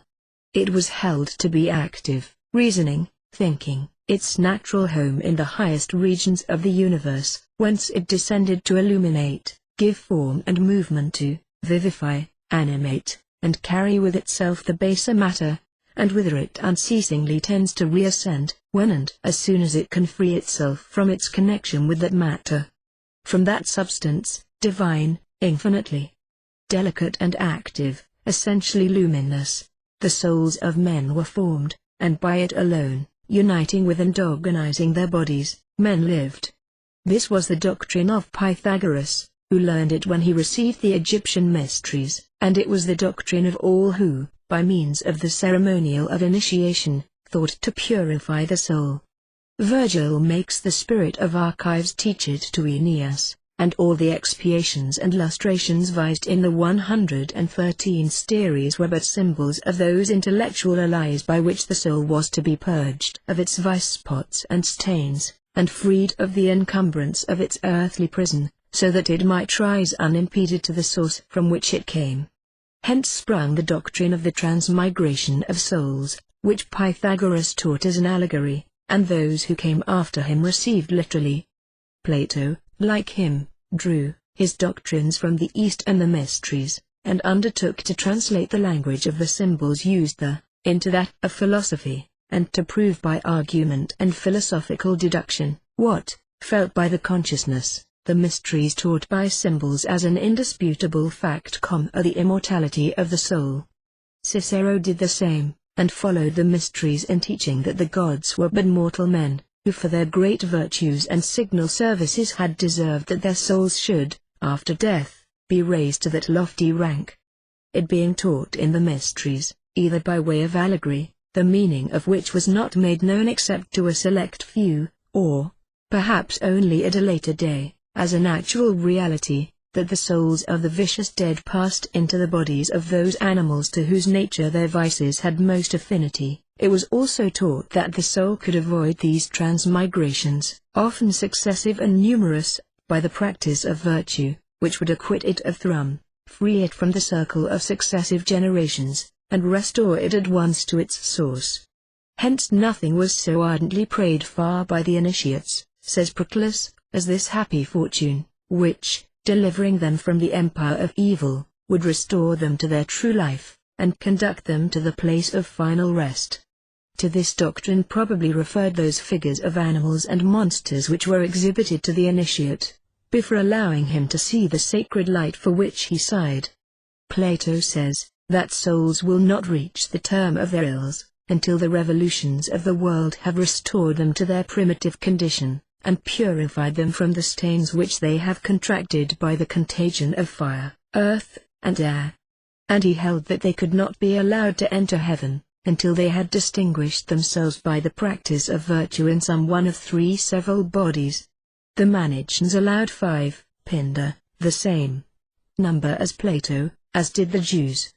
And Cicero says, that the ancient soothsayers, and the interpolators of the will of the gods, in their religious ceremonies and initiations, taught that we expiate here below the crimes committed in a prior life, and for that are born. It was taught in these mysteries, that the soul passes through several states, and that the pains and sorrows of this life are an expiation of prior faults. This doctrine of transmigration of souls obtained, as Porphyry informs us, among the Persians and Magi. It was held in the East and the West, and that from the remotest antiquity. Herodotus found it among the Egyptians, who made the term of the circle of migrations from one human body, through animals, fishes, and birds, to another human body, 3,000 years. Empedocles even held that souls went into plants of these. The laurel was the noblest, as of animals the lion, both being consecrated to the sun, to which, it was held in the Orient, virtuous souls were to return. The Kurds, the Chinese, the Kabbalists, all held the same doctrine. So Origen held, and the bishop Simsius, the latter of whom had been initiated, and he thus prayed to God, O Father, grant that my soul, reunited to the light, may not be plunged again into the defilements of earth. So the Gnostics held, and even the disciples of Christ inquired if the man who was born blind, was not so punished for some sin that he had committed before his birth. Virgil, in the celebrated allegory in which he develops the doctrines taught in the mysteries, enunciated the doctrine, held by most of the ancient philosophers, of the pre-existence of souls, in the eternal fire from which they emanate, that fire which animates the stars, and circulates in every part of nature, and the purifications of the soul, by fire, water, and air, of which he speaks, and which three modes were employed in the mysteries of Bacchus, were symbols of the passage of the soul into different bodies. The relations of the human soul with the rest of nature were a chief object of the science of the mysteries. The man was there brought face to face with entire nature. The world, and the spherical envelope that surrounds it, were represented by a mystic egg, by the side of the image of the sun god whose mysteries were celebrated. The famous Orphic egg was consecrated to Bacchus in his mysteries. It was, says Plutarch, an image of the universe, which engenders everything, and contains everything in its bosom.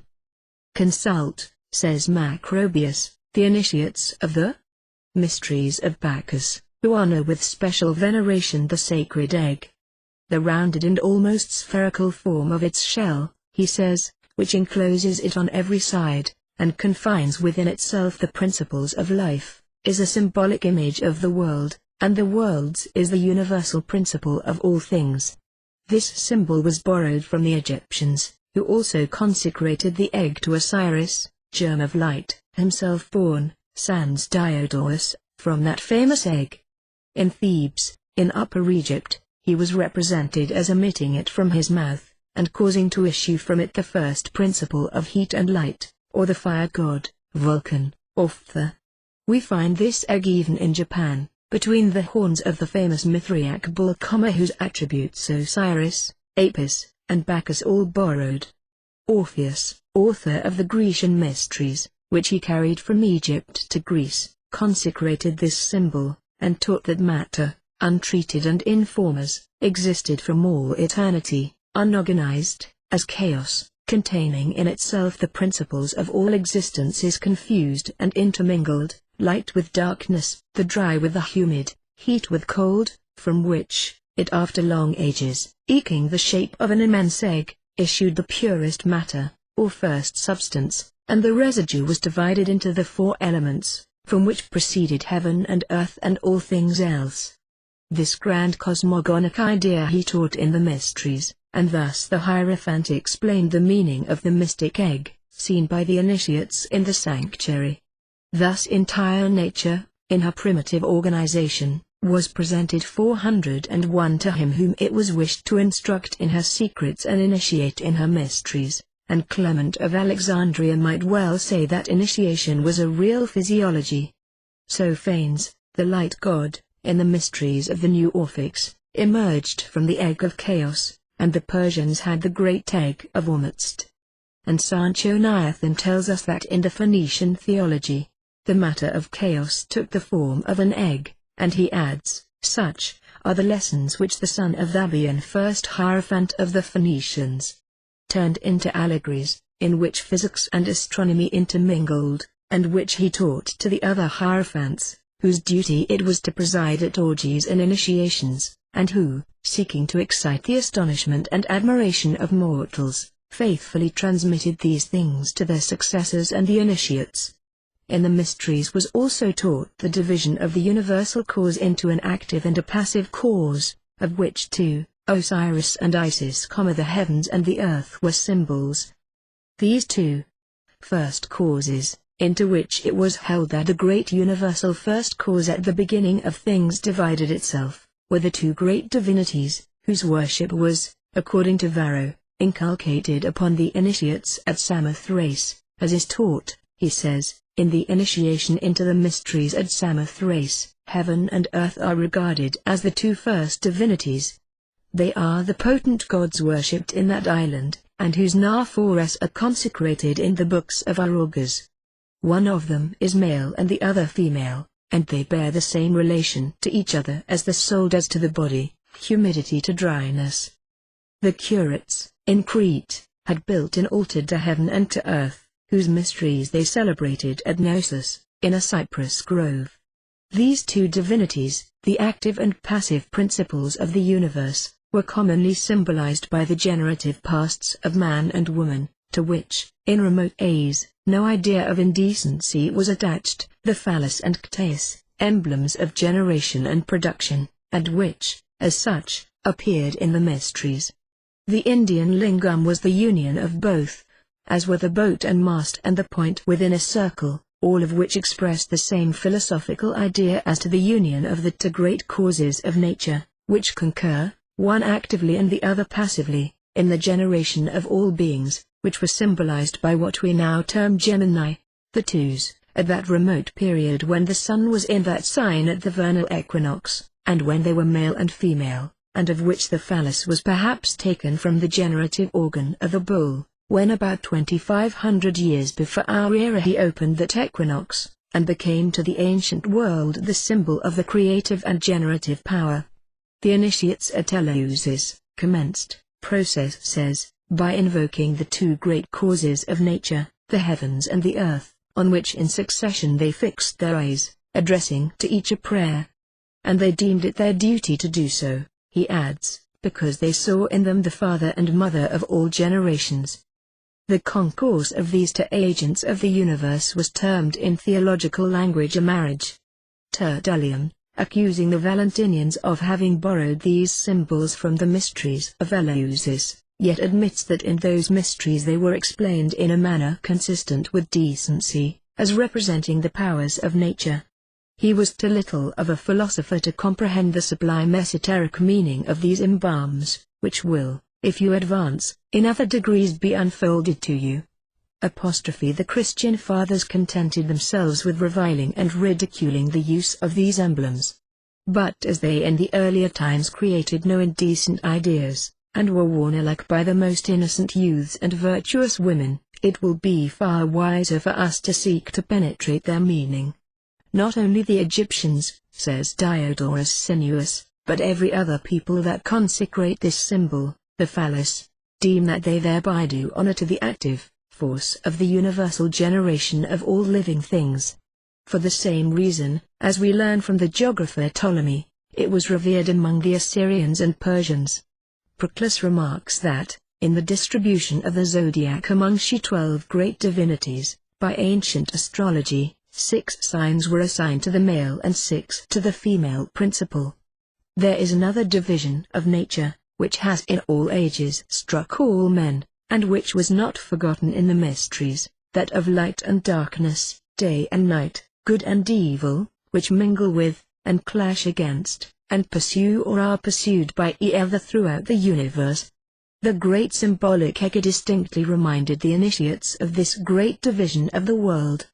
Plutarch, treating of the dogma of a providence, and of that of the two principles of light and darkness, which he regarded as the basis of the ancient theology, of the orgies and the mysteries, as well among the Greeks as the barbarians, a doctrine whose origin, according to him, is lost in the night of time, cites, in support of his opinion, the famous mystic egg of the disciples of Zoroaster and the initiates in the mysteries of Mithras.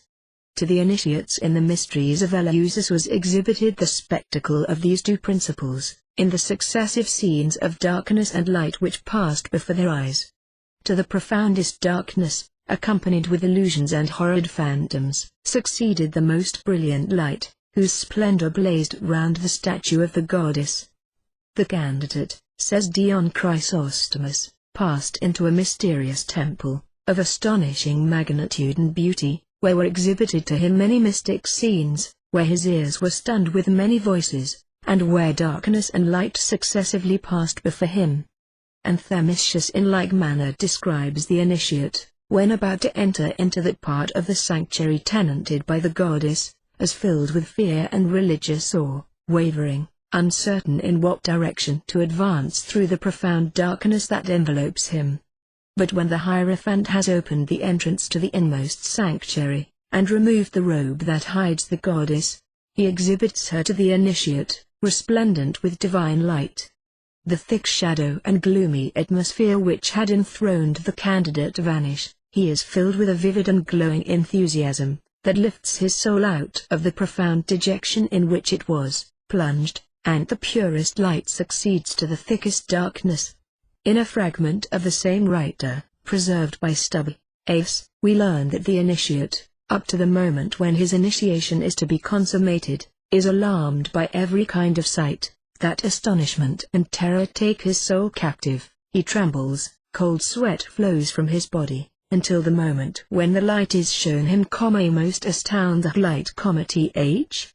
Brilliant scene of Elysium, where he sees charming meadows overarched by a clear sky, and festivals celebrated by dances, where he hears harmonious voices, and the majestic chants of the Hierophants, and views the sacred spectacles. Then, absolutely free, and enfranchised from the dominion of all ills, he mingles with the crowd of initiates, and, crowned with flowers, celebrates with them the holy orgies, in the brilliant realms of ether, and the dwelling place of Ormuzd. In the mysteries of Isis, the candidate first passed through the dark valley of the shadow of death, then into a place representing the elements or sublunary world, where the two principles clash and contend, and was finally admitted to a luminous region, where the sun, with his most brilliant light, put to rout the shades of night. Then he himself put on the costume of the sun god, or the visible source of ethereal light, in whose mysteries he was initiated, and passed from the empire of darkness to that of light. After having set his feet on the threshold of the palace of Pluto, he ascended to the Empyrean, to the bosom of the eternal principle of light of the universe, from which all souls and intelligences emanate. Plutarch admits that this theory of two principles was the basis of all the mysteries, and consecrated in the religious ceremonies and mysteries of Greece. Osiris and Typhon, Ormuzd and Ahriman, Bacchus and the Titans and Giants, all represented these principles. Phanes, the luminous god that issued from the sacred egg, and Night, bore the scepters in the mysteries of the new Bacchus. Night and Day were two of the 8 gods adored in the mysteries of Osiris. The sojourn of Proserpine and also of Adonis, during 6 months of each year in the upper world, abode of light, and 6 months in the lower or abode of darkness, allegorically represented the same division of the universe. The connection of the different initiations with the equinoxes which separate the empire of the nights from that of the days, and fix the moment when one of these principles begins to prevail over the other, shows that the mysteries referred to the continual contest between the two principles of light and darkness, each alternately victor and vanquished. The very object proposed by them shows that their basis was the theory of the two principles and their relations with the soul. "We celebrate the august mysteries of Seers and Proserpine," says the Emperor Julian, "at the autumnal equinox, to obtain of the gods that the soul may not experience the malignant action of the power of darkness that is then about to have sway and rule in nature." Sallust the philosopher makes almost the same remark as to the relations of the soul with the periodical march of light and darkness, during an annual revolution, and assures us that the mysterious festivals of Greece related to the same. And in all the explanations given by Macrobius of the sacred fables in regard to the sun, adored under the names of Osiris, Horus, Adonis, Atys, Bacchus, etc., we invariably see that they refer to the theory of the two principles, light and darkness, and the triumphs gained by one over the other. In April was celebrated the first triumph obtained by the light of day over the length of the nights, and the ceremonies of mourning and rejoicing had, Macrobius says, as their object the vicissitudes of the annual administration of the world. This brings us naturally to the tragic portion of these religious scenes, and to the allegorical history of the different adventures of the principal, light, victor and vanquished by turns, in the combats waged with darkness during each annual period. Here we reach the most mysterious part of the ancient initiations, and that most interesting to the Mason who laments the death of his Grand Master Hierom. Over it Herodotus throws the august veil of mystery and silence. Speaking of the temple of Minerva, or of that Isis who was styled the mother of the sun god, and whose mysteries were termed Isiac, at Say, he speaks of a tomb in the temple, in the rear of the chapel and against the well, and says, "It is the tomb of man, whose name respect requires me to conceal." Within the temple were great obelisks of stone, and a circular lake paved with stones and riveted with a parapet. It seemed to me as large as that at Delos. There the mysteries of Apollo were celebrated. In this lake the Egyptians celebrate, during the night, what they style the mysteries, in which are represented the sufferings of the god of whom I have spoken above. This god was Osiris, put to death by Typhon, and who descended to the shades and was restored to life, of which he had spoken before. We are reminded, by this passage, of the tomb of Hierom, his death, and his rising from the grave, symbolical of restoration of life, and also of the brazen sea in the temple at Jerusalem. Herodotus adds, "I impose upon myself a profound silence in regard to these mysteries, with most of which I am acquainted. As little will I speak of the initiations of seers, known among the Greeks as thesmophoria. What I shall say will not violate the respect which I owe to religion." Athenagoras quotes this passage to show that not only the statue but the tomb of Osiris was exhibited in Egypt, and a tragic representation of his sufferings, and remarks that the Egyptians had mourning ceremonies in honor of their gods, whose deaths they lamented, and to whom they afterwards sacrificed, as having it is, however, not difficult, combining the different rays of light that emanate from the different sanctuaries, to learn the genius and the object of these secret ceremonies. We have hints, and not details. We know that the Egyptians worshipped the sun, under the name of Osiris. The misfortunes and tragical death of this god were an allegory relating to the Sunday Typhon, like Ahriman, represented darkness. The sufferings and death of Osiris in the mysteries of the night were a mystic image of the phenomena of nature, and the conflict of the two great principles which share the empire of nature, and most influenced our souls.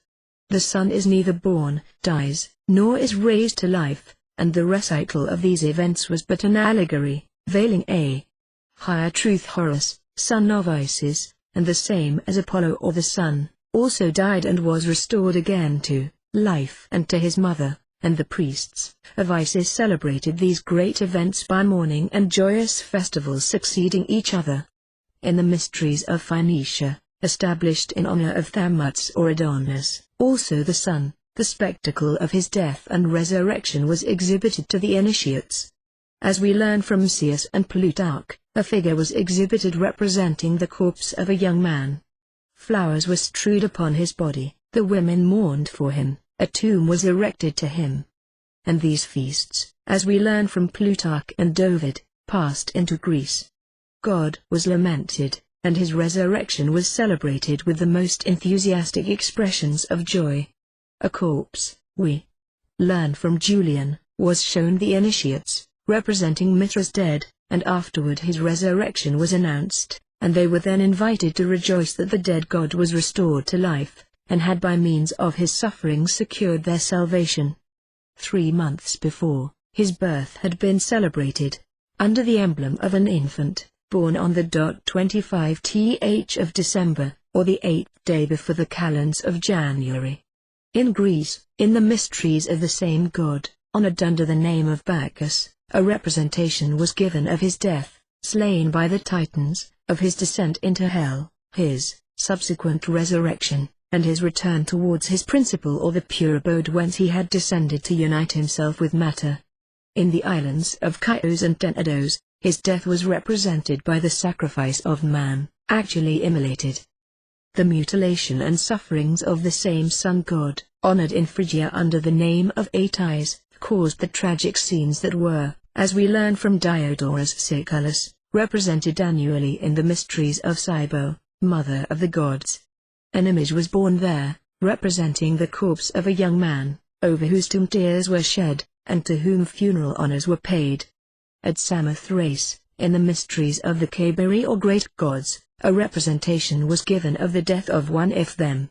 This name was given to the sun, because the ancient astronomers gave the name of gods Kabiri, and of Samothrace to the two gods in the constellation Gemini, whom others term Apollo and Hercules. 2 names of the Sunday Athenian says that the young Gabarus so slain was the same as the Dionysus or Bacchus of the Greeks. The Pelasgi, ancient inhabitants of Greece, and who settled Samothrace, celebrated these mysteries, whose origin is unknown, and they worshipped Castor and Pollux as patrons of navigation. The tomb of Apollo was at Delphi, where his body was laid, after Python, the polar serpent that annually heralds the coming of autumn, cold, darkness, and winter, had slain him, and over whom the god triumphs, on the 25th of March, on his return to the lamb of the vernal equinox. In Crete, Jupiter Ammon, on the sun in Aries, painted with the attributes of that equinoctial sign, the ram or lamb, that Ammon who, Martianus Scopella says, is the same as Osiris, Adni, Adonis, Aetais, and the other sun gods, had also a tomb, and a religious initiation, one of the principal ceremonies of which consisted in clothing the initiate with the skin of a white lamb. And in this we see the origin of the apron of white sheepskin, used in Masonry. All these deaths and resurrections, these funeral emblems, these anniversaries of mourning and joy, these cenotaphs raised in different places to the sun god, honored under different names, had but a single object: the allegorical narration of the events which happened here below to the light of nature, that sacred fire from which our souls were deemed to emanate, warring with matter and the dark principle resident therein, ever at variance with the principle of good and light poured upon itself by the supreme divinity. All these mysteries, says Clement of Alexandria, displaying to us murders and tombs alone, all these religious tragedies, had a common basis, variously ornamented, and that basis was the fictitious death and resurrection of the sun, soul of the world, principle of life and movement in the sublunary world, and source of our intelligences, which are but a portion of the eternal light blazing in that star, their chief center. It was in the sun that souls, it was said, were purified, and to it they repaired. It was one of the gates of the soul, through which the theologians, says Porphyry, say that it reascends toward the home of light and the good. Wherefore, in the mysteries of Eleusis, the Didcos, the first officer after the Hierophant, who represented the grand demiurgos or maker of the universe, who was casted in the interior of the temple, and they received the candidates, represented the Sunday. It was also held that the vicissitudes experienced by the Father of Light had an influence on the destiny of souls, which, of the same substance as he, shared his fortunes. This we learn from the Emperor Julian and Sallust the philosopher. They are afflicted when he suffers. They rejoice when he triumphs over the power of darkness which opposes his sway and hinders the happiness of souls, to whom nothing is so terrible as darkness. The fruit of the sufferings of the God, Father of light and dollar rules, slain by the chief of the powers of darkness, and again restored to life, was received in the mysteries. His death works your salvation, said the high priest of Mithras. That was the great secret of this religious tragedy, and its expected fruit, the resurrection of a God, who, repossessing himself of his dominion over darkness, should associate with him in his triumph those virtuous souls that by their purity were worthy to share his glory, and that strove not against the divine force that drew them to him, when he had thus conquered. To the initiate were also displayed the spectacles of the chief agents of the universal cause, and of the distribution of the world, in the detail of its parts arranged in most regular order. The universe itself supplied man with the model of the first temple reared to the divinity. The arrangement of the Temple of Solomon, the symbolic ornaments which formed its chief decorations, and the dress of the high priest all, as Clement of Alexandria, Josephus and Philo state, had reference to the order of the world. Clement informs us that the temple contained many emblems of the seasons, the sun, the moon, the planets, the constellations Ursa Major and Minor, the zodiac, the elements, and the other parts of the world. Josephus, in his description of the high priest's vestments, protesting against the charge of impiety brought against the Hebrews by Athanasians, for condemning the heathen divinities, declares it false, because, in the construction of the tabernacle, in the vestments of the sacrifices, and in the sacred vessels, the whole world was in some sort represented. Of the three parts, he says, into which the temple was divided, to represent earth and sea, open to all men, and the third, heaven, God's dwelling place, reserved for him alone. The 12 loaves of showbread signify the 12 months of the year. The candlestick represented the 12 signs through which the 7 planets run their courses, and the 7 lights, those planets, the veils, of 4 colors, the 4 elements, the tunic of the high priest, the earth, the hyacinth, nearly blue, the heavens, the aphid, of 4 colors, the whole of nature, the gold, light, the breastplate, in the middle, this earth in the center of the world, the 2 sardonyxes, used as clasps, the sun and moon, and the 12 precious stones of the breastplate arranged by threes, like the seasons, the 12 months, and the 12 signs of the zodiac. Even the loaves were arranged in 2 groups of 6, like the zodiacal signs above and below the equator. Clement, the learned bishop of Alexandria, and Philo, adopt all these explanations. Hermes calls the zodiac, the great tent tabernaculum. In the Royal Arch degree of the American Rite, the tabernacle has 4 veils, of different colors, to each of which belongs a banner. The colors of the 4 are white, blue, crimson, and purple, and the banners bear the images of the bull, the lion, the man, and the eagle, the constellations answering 2,500 years before our era to the equinoctial and solstitial points, to which belong 4 stars, Aldebaran, Regulus, Fomalhaut, and Antares.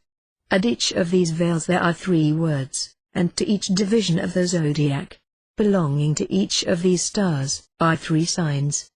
The 4 signs, Taurus, Leo, Scorpio, and Aquarius, were termed the fixed signs, and are appropriately assigned to the 4 veils.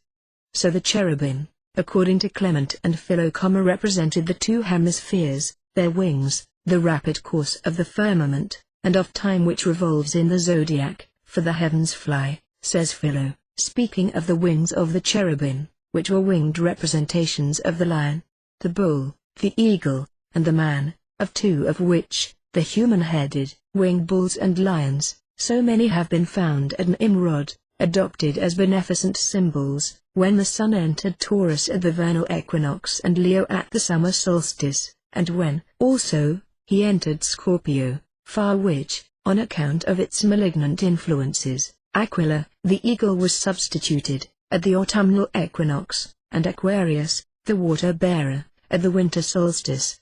So, Clement says, the candlestick with 7 branches represented the 7 planets, like which the 7 branches were arranged and regulated, preserving that musical proportion and system of harmony of which the sun was the center and connection. They were arranged, says Philo, by threes, like the planets above and those below the sun, between which 2 groups was the branch that represented him, the mediator or moderator of the celestial harmony.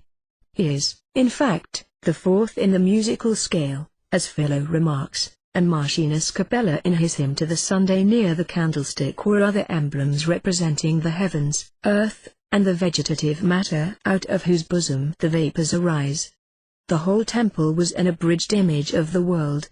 There were candlesticks with 4 branches, symbols of the elements and the seasons, with 12, symbols of the signs, and even with 360, the number of days in the year, without the supplementary days. Imitating the famous temple of Tyre, where were the great columns consecrated to the winds and fire, the Tyrian artist placed 2 columns of bronze at the entrance of the porch of the temple. The hemispherical brazen sea, supported by 4 groups of bulls, of 3 each, looking to the 4 cardinal points of the compass, represented the bull of the vernal equinox, and at Tyre were consecrated to Astarte, to whom Hiram, Josephus says, had built a temple, and who wore on her head a helmet bearing the image of a bull. And the throne of Solomon, with bulls adopting its arms, and supported on lions, like those of Horus in Egypt and of the sun at Tyre, likewise referred to the vernal equinox and summer solstice. Those who in Thrysa adored the sun, under the name of Sabazius, the Grecian Bacchus, blinded to him, says Macrobius, a temple on Mount Zelmiso, its round form representing the world and the sun. A circular aperture in the roof admitted the light, and introduced the image of the sun into the body of the sanctuary, where he seemed to blaze as in the heights of heaven, and to dissipate the darkness within that temple which was a representation symbol of the world. There the passion, death, and resurrection of Bacchus were represented. So the temple of Eleusis was lighted by a window in the roof. The sanctuary so lighted, Dion compares to the universe, from which he says it differed in size alone, and in it the great lights of nature played a great part and were myopically represented. The images of the sun, moon, and Mercury were represented there, the latter the same as Anubis who accompanied Isis, and they are still the 3 lights of a Masonic lodge, except that for Mercury, the master of the lodge has been absurdly substituted. Eusebius names as the principal ministers in the mysteries of Eleusis, first, the Hierophant, clothed with the attributes of the grand architect, Demiurgos, of the universe. After him came the Didkos, or torch-bearer, representative of the sun, then the altar-bearer, representing the moon, and last, the Hierosreeks, bearing the Caduceus, Ace, and representing Mercury. It was not permissible to reveal the different emblems and the mysterious pageantry of initiation to the profane, and therefore we do not know the attributes, emblems, and ornaments of these and other officers, of which Apuleius and Pausanias dared not speak. We know only that everything recounted there was marvelous, everything done that tended to astonish the initiate, and that A's and D's were equally astounded. The Hierophant, of lofty height, and noble features, with long hair, of a great age, grave and dignified, with a voice sweet and sonorous, sat upon a throne, clad in a long trailing robe, as the motive god of nature was held to be enveloped in his work and hidden under a veil which no mortal can raise. Even his name was concealed, like that of the Demiurgos, whose name was ineffable. The Didkos also wore a long robe, his hair long, and a bandeau on his forehead. Callias, when holding that office, fighting on the great day of Marathon, clothed with the insignia of his office, was taken by the barbarians to be a king. The Didkos led the procession of the initiates, and was charged with the purification. We do set know the functions of the Epibomas or assistant at the altar, who represented the moon. That planet was one of the 2 homes of souls, and one of the 2 great gates by which they descended and reascended. Mercury was charged with the conducting of souls through the two great gates, and in going from the sun to the moon they passed immediately by him. He admitted or rejected them as they were more or less pure, and therefore the hierosryx or sacred herald, who represented Mercury, was charged with the duty of excluding the profane from the mysteries. The same offsets are found in the procession of initiates of Isis, described by Apuleius. All clad in robes of white linen, drawn tight across the breast, and close-fitting down to the very feet, came, first, one bearing a lamp in the shape of a boat, second, one carrying an altar, and third, one carrying a golden palm tree and the caduceus. These are the same as the three officers at Eleusis, after the Hierophant. Then one carrying an open hand, and pouring milk on the ground from a golden vessel in the shape of a woman's breast. The hand was that of justice, and the milk alluded to the galaxy or Milky Way, along which souls descended and remounted. Two others followed, one bearing a winnowing fan, and the other a water vase, symbols of the purification of souls by air and water, and the third purification, by earth, was represented by an image of the animal that cultivates it, the cow or ox, borne by another officer.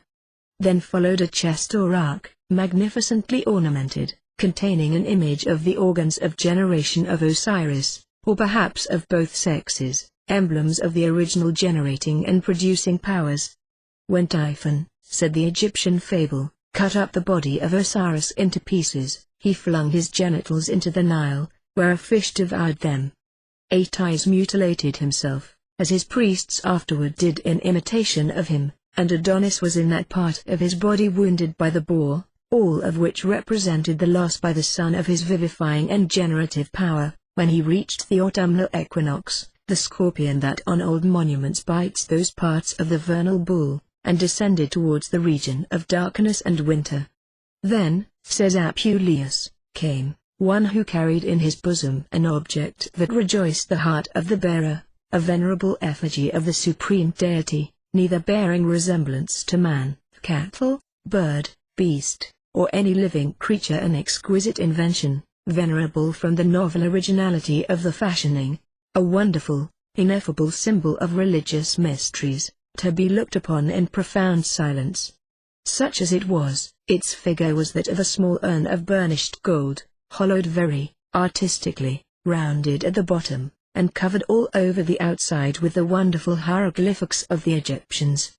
The spout was not elevated, but extended laterally, projecting like a long rivulet, while on the opposite side was the handle, which, with similar lateral extension, bore on its summit an asp, curling its body into folds, and stretching upward, its wrinkled, scaly, swollen throat. The salient basilisk, or royal ensign of the pharaohs, often occurs on the monuments, a serpent in folds, with his head raised erect above the folds. The basilisk was the phoenix of the serpent tribe, and the vase or urn was probably the vessel, shaped like a cucumber, with a projecting spout, out of which, on the monuments of Egypt, the priests are represented pouring streams of the crew's ancestor or Tau cross, and of scepters, over the kings. In the mysteries of Mithras, a sacred cave, representing the whole arrangement of the world, was used for the reception of the initiates. Zoroaster, says Eubulus, first introduced this custom of consecrating caves. They were also consecrated, in Crete, to Jupiter, in Arcadia, to the moon and Pan, and in the island of Naxos, to Bacchus. The Persians, in the cave where the mysteries of Mithras were celebrated, fixed the seat of that god, further of generation, or demiurgos, near the equinoctial point of spring, with the northern portion of the world on his right, and the southern on his left. Mithras, says Porphyry, presided over the equinoxes, seated on a bull, the symbolical animal of the demiurgos, and bearing a sword. The equinoxes were the gates through which souls passed to and fro, between the hemisphere of light and that of darkness. The Milky Way was also represented, passing near each of these gates, and it was, in the old theology, termed the pathway of souls. It is, according to Pythagoras, vast troops of souls that form that luminous belt. The route followed by souls, according to Porphyry, or rather their progressive march in the world, lying through the fixed stars and planets. The Mithriac cave not only displayed the zodiacal and other constellations, and marked gates at the 4 equinoctial and solstitial points of the zodiac, whereat souls enter into and escape from the world of generational and through which they pass to and fro between the realms of light and darkness, but it represented the 7 planetary spheres which they needs must traverse, in descending from the heaven of the fixed stars to the elements that envelop the earth, and 7 gates were marked, one for each planet, through which they pass, in descending or returning. We learn this from Celsus, in Origen, who says that the symbolical image of this passage among the stars, used in the Mithriac mysteries, was a ladder, reaching from earth to heaven, divided into 7 steps or stages, to each of which was a gate, and at the summit an 8th, that of the fixed stars. The first gate, says Celsus, was that of Saturn, and of lead, by the heavy nature whereof his dull slow progress was symbolized. The second, of tin, was that of Venus, symbolizing her soft splendor and easy flexibility. The third, of brass, was that of Jupiter, emblem of his solidity and dry nature. The fourth, of iron, was that of Mercury, expressing his indefatigable activity and sagacity. The fifth, of copper, was that of Mars, expressive of his inequalities and variable nature. The sixth, of silver, was that of the moon, and the seventh, of gold, that of the Sunday. This order is not the real order of these planets but a mysterious one, like that of the days of the week consecrated to them, commencing with Saturday, and retrograding to Sunday. It was dictated, Celsus says, by certain harmonic relations, those of the fourth.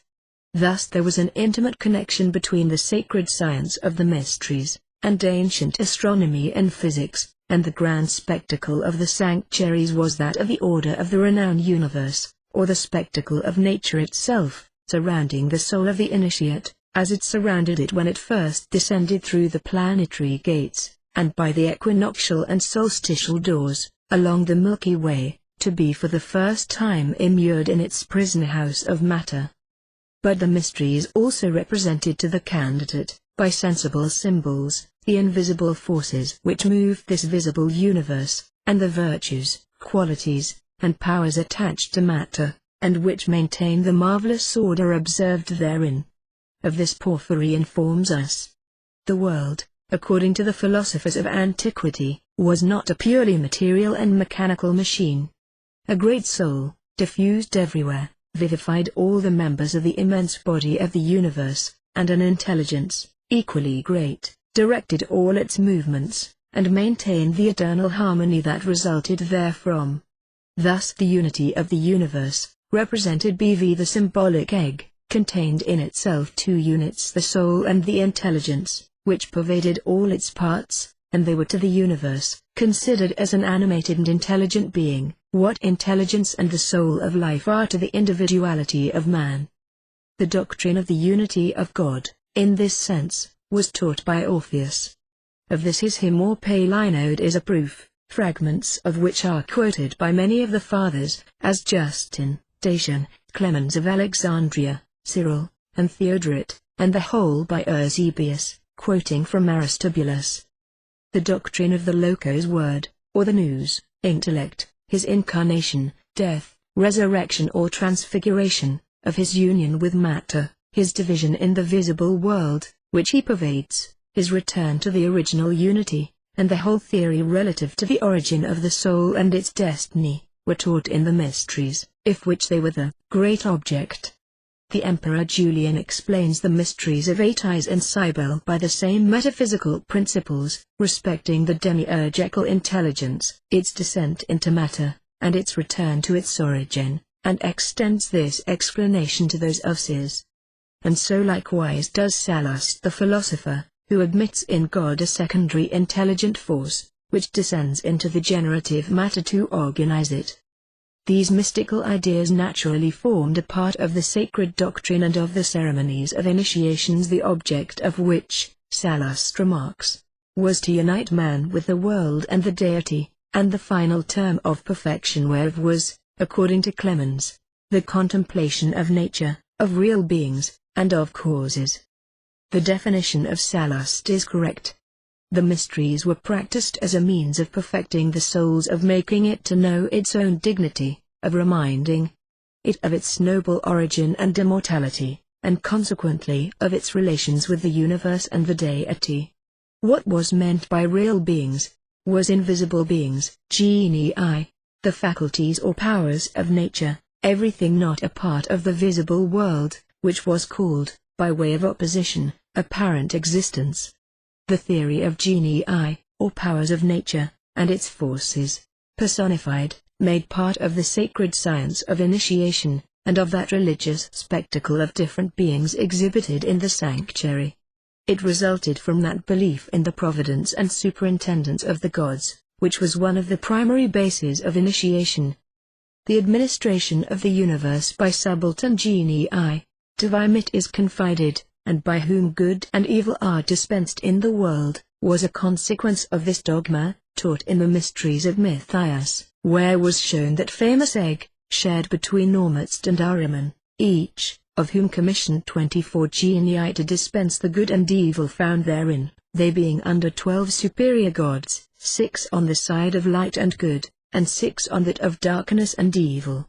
This doctrine of the genii, depositaries of the universal providence, was intimately connected with the ancient mysteries, and adopted in the sacrifices and initiations both of Greeks and barbarians.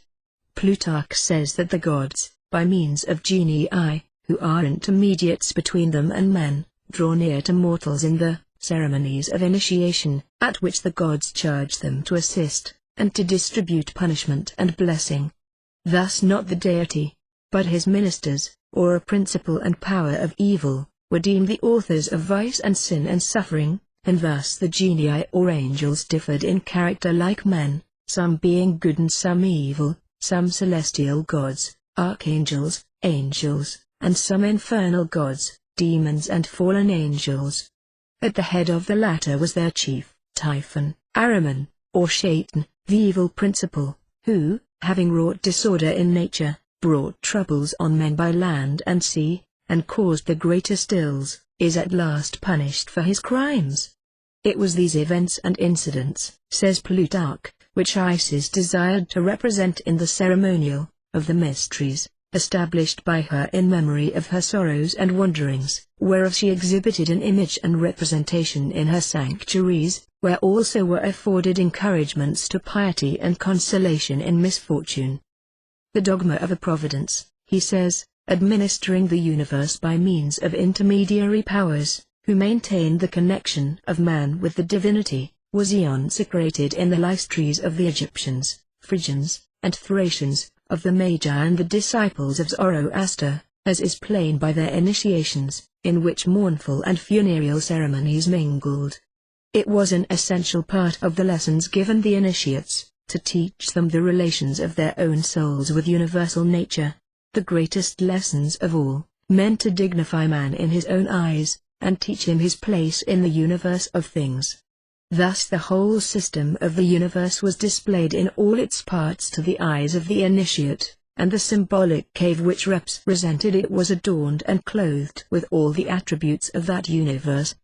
To this world so organized, endowed with a double force, active and passive, divided between light and darkness, moved by a living and intelligent force, governed by genii or angels who preside over its different parts, and whose nature and character are more lofty or low in proportion as they possess a greater or less portion of dark matter. To this world descends the soul, emanation of the ethereal fire, and exiled from the luminous region above the world.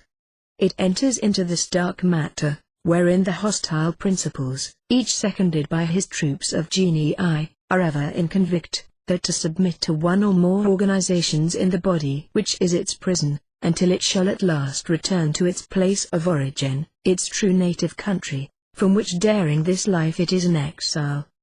But one thing remained common to represent its return, through the constellations and planetary spheres, to its original home. The celestial fire, The philosophers said, soul of the world and of fire, an universal principle, circulating above the heavens, in a region infinitely pure and wholly luminous, itself pure, simple, and unmixed, is above the world by its specific lightness. If any part of it, say a human soul, descends, it acts against its nature in doing so, urged by an inconsiderate desire of the intelligence, a perfidious love for matter which causes it to descend, to know what passes here below, where good and evil are in conflict. The soul, a simple substance, when unconnected with matter, a ray or particle of the divine fire, whose home is in heaven, ever turns toward that home, while united with the body, and struggles to return thither. Teaching this, the mysteries strove to recall man to his divine origin, and point out to him the means of returning thither. The greatest science acquired in the mysteries was knowledge of man's self, of the nobleness of his origin, the grandeur of his destiny, and his superiority over the animals, which can never acquire this knowledge, and whom he resembles so long as he does not reject upon his existence and sound the depths of his own nature. By doing and suffering, by virtue and piety and good deeds, the soul was enabled at length to free itself from the body, and ascend along the path of the Milky Way, by the gate of Capricorn and by the seven spheres, to the place whence by many graduations and successive lapses and enthrallments it had descended. And thus the theory of the spheres, and of the signs and intelligences which preside there, and the whole system of astronomy, were connected with that of the soul and its destiny, and so were taught in the mysteries, in which were developed the great principles of physics and metaphysics as to the origin of the soul, its condition here below, its destination, and its future fate. The Greeks fixed the date of the establishment of the mysteries of Eleusis at the year 1423 B.C. during the reign of Erechtheus at Athens. According to some authors, they were instituted by Ceres herself, and according to others, by that monarch, who brought them from Egypt, where, according to Diodorus or Sicily, he was born. Another tradition was, that Orpheus introduced them into Greece, together with the Dionysian ceremonies, copying the latter from the mysteries of Osiris, and the former from those of Isis. Nor was it at Athens only, that the worship and mysteries of Isis, metamorphosed into Ceres, were established. The Boeotians worshipped the great Docabiric Ceres, in the recesses of a sacred grove, into which none but initiates could enter, and the ceremonies there observed, and the sacred traditions of their mysteries, were connected with those of the Cabiri in Samothrace. So, in Argos, Phocis, Arcadia, Achaea, Messenia, Corinth, and many other parts of Greece, the mysteries were practiced, revealing everywhere their Egyptian origin and everywhere having the same general features, but those of Eleusis, in Attica, Pausanias informs us, had been regarded by the Greeks, from the earliest times, as being as far superior to all the others, as the gods are to mere heroes. Similar to these were the mysteries of Bonadea, the good goddess, whose name, say Cicero and Plutarch, it was not permitted to any man to know, celebrated at Rome from the earliest times of that city.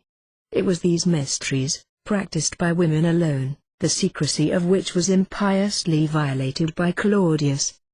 They were held at the calends of May, and, according to Plutarch, much of the ceremonial greatly resembled that of the mysteries of Bacchus. The mysteries of Venus and Adonis belonged principally to Syria and Phoenicia, whence they passed into Greece and Sicily.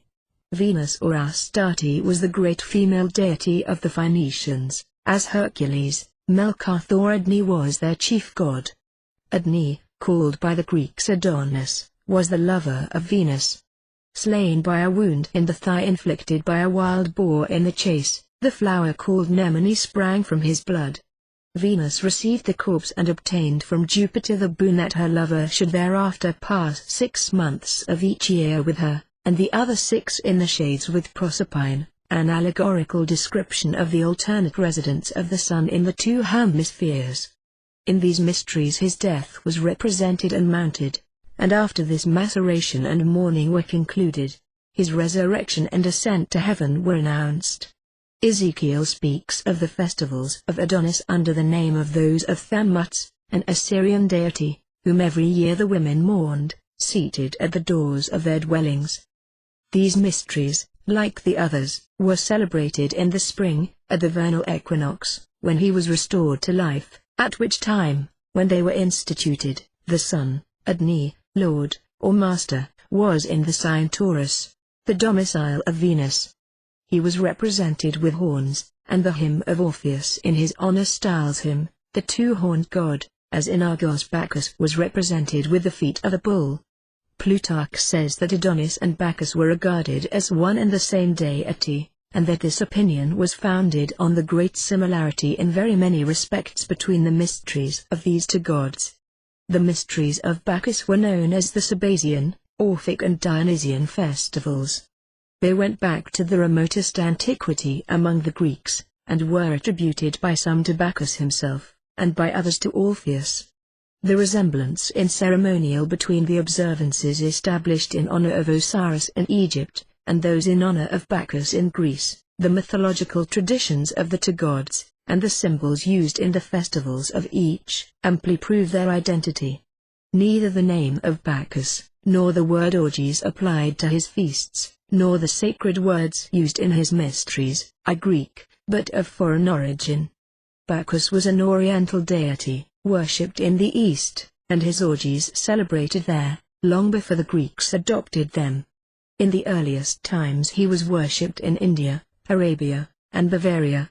He was honored in Greece with public festivals, and in simple or complicated mysteries, varying in ceremonial in various places, as was natural, because his worship had come thither from different countries and at different periods. The people who celebrated the complicated mysteries were ignorant of the meaning of many words which they used, and of many embalms which they revered.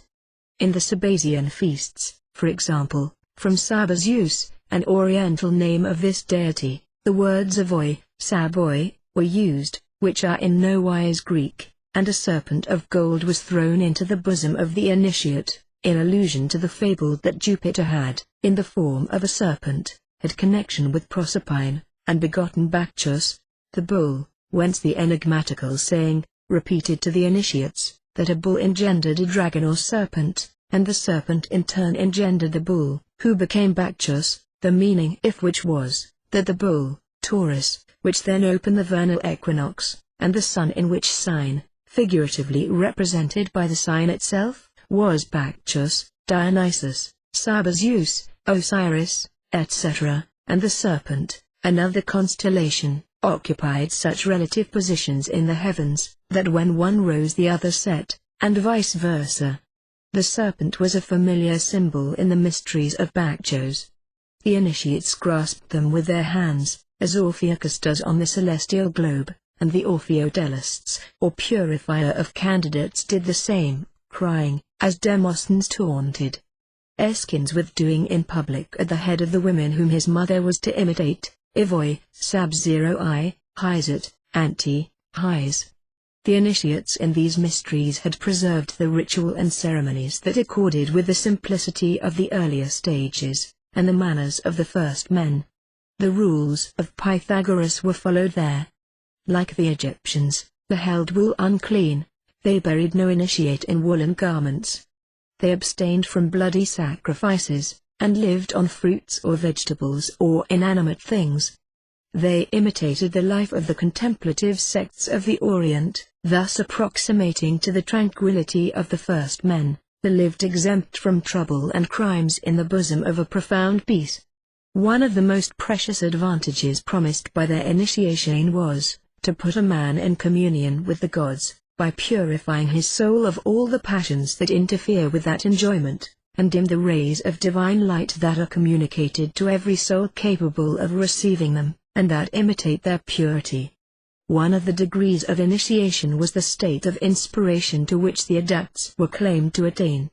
The initiates in the mysteries of the Lamb, at Pepusa, in Phrygia, professed to be inspired, and prophesied, and it was claimed that the soul, by means of these religious ceremonies, purified of any stain, could see the gods in this life, and certainly, in all cases, after death.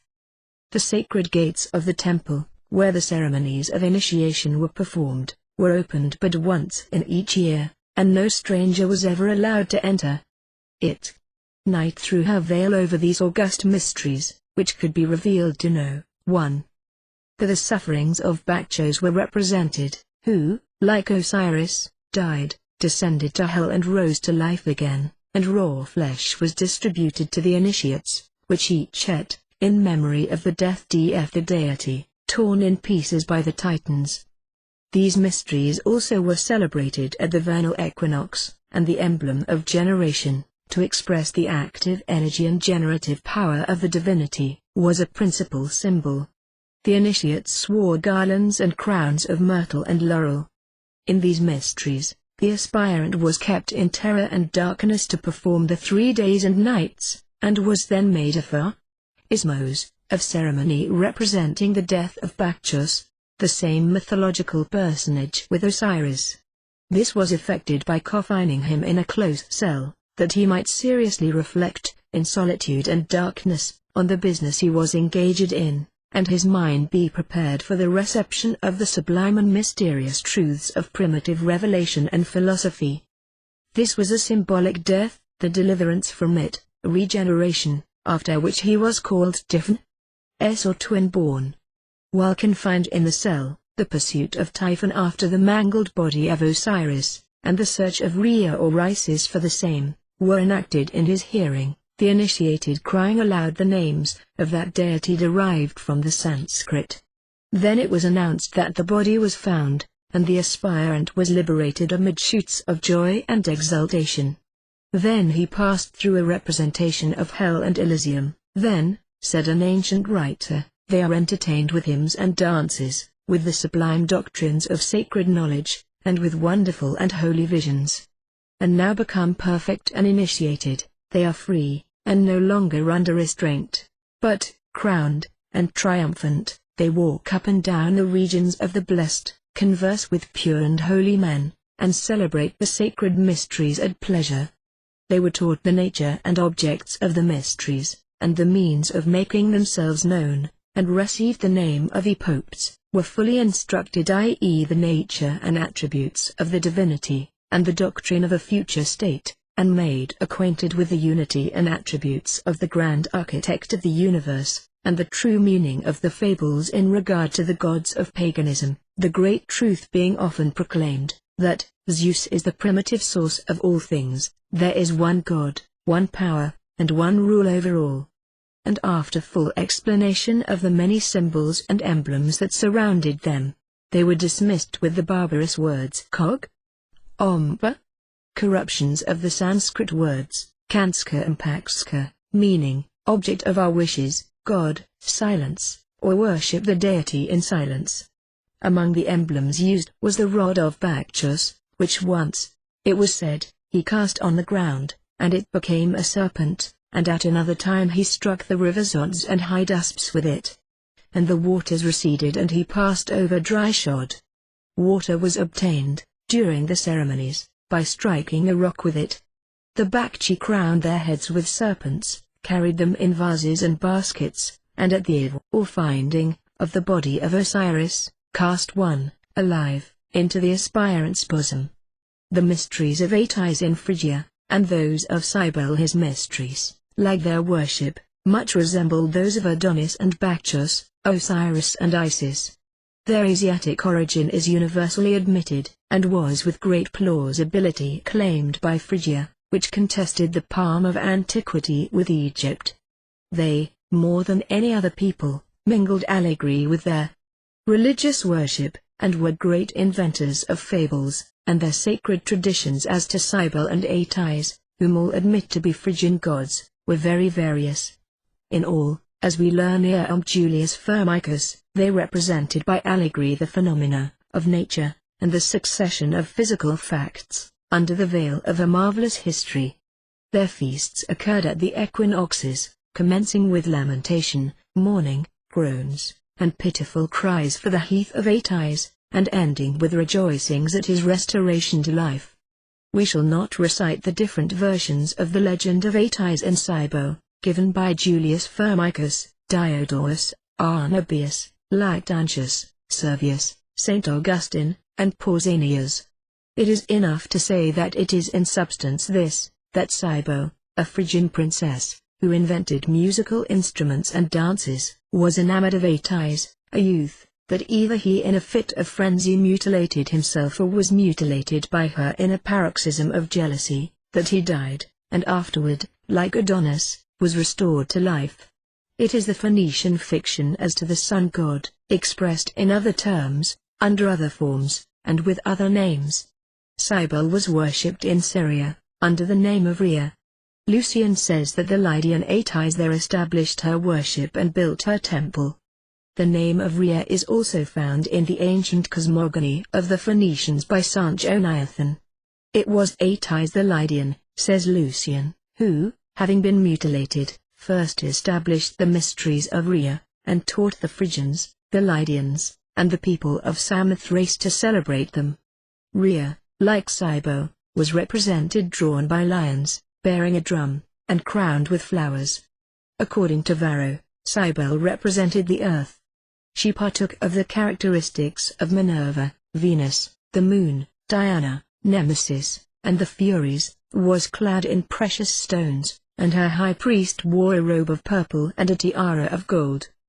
The grand feast of the Syrian goddess, like that of the mother of the gods at Rome, was celebrated at the vernal equinox. Precisely at that equinox the mysteries of Atys were celebrated, in which the initiates were taught to expect the rewards of a future life, and the flight of Atys from the jealous fury of Cybele was described, his concealment in the mountains and in a cave, and his self-mutilation in a fit of delirium, in which act his priests imitated him.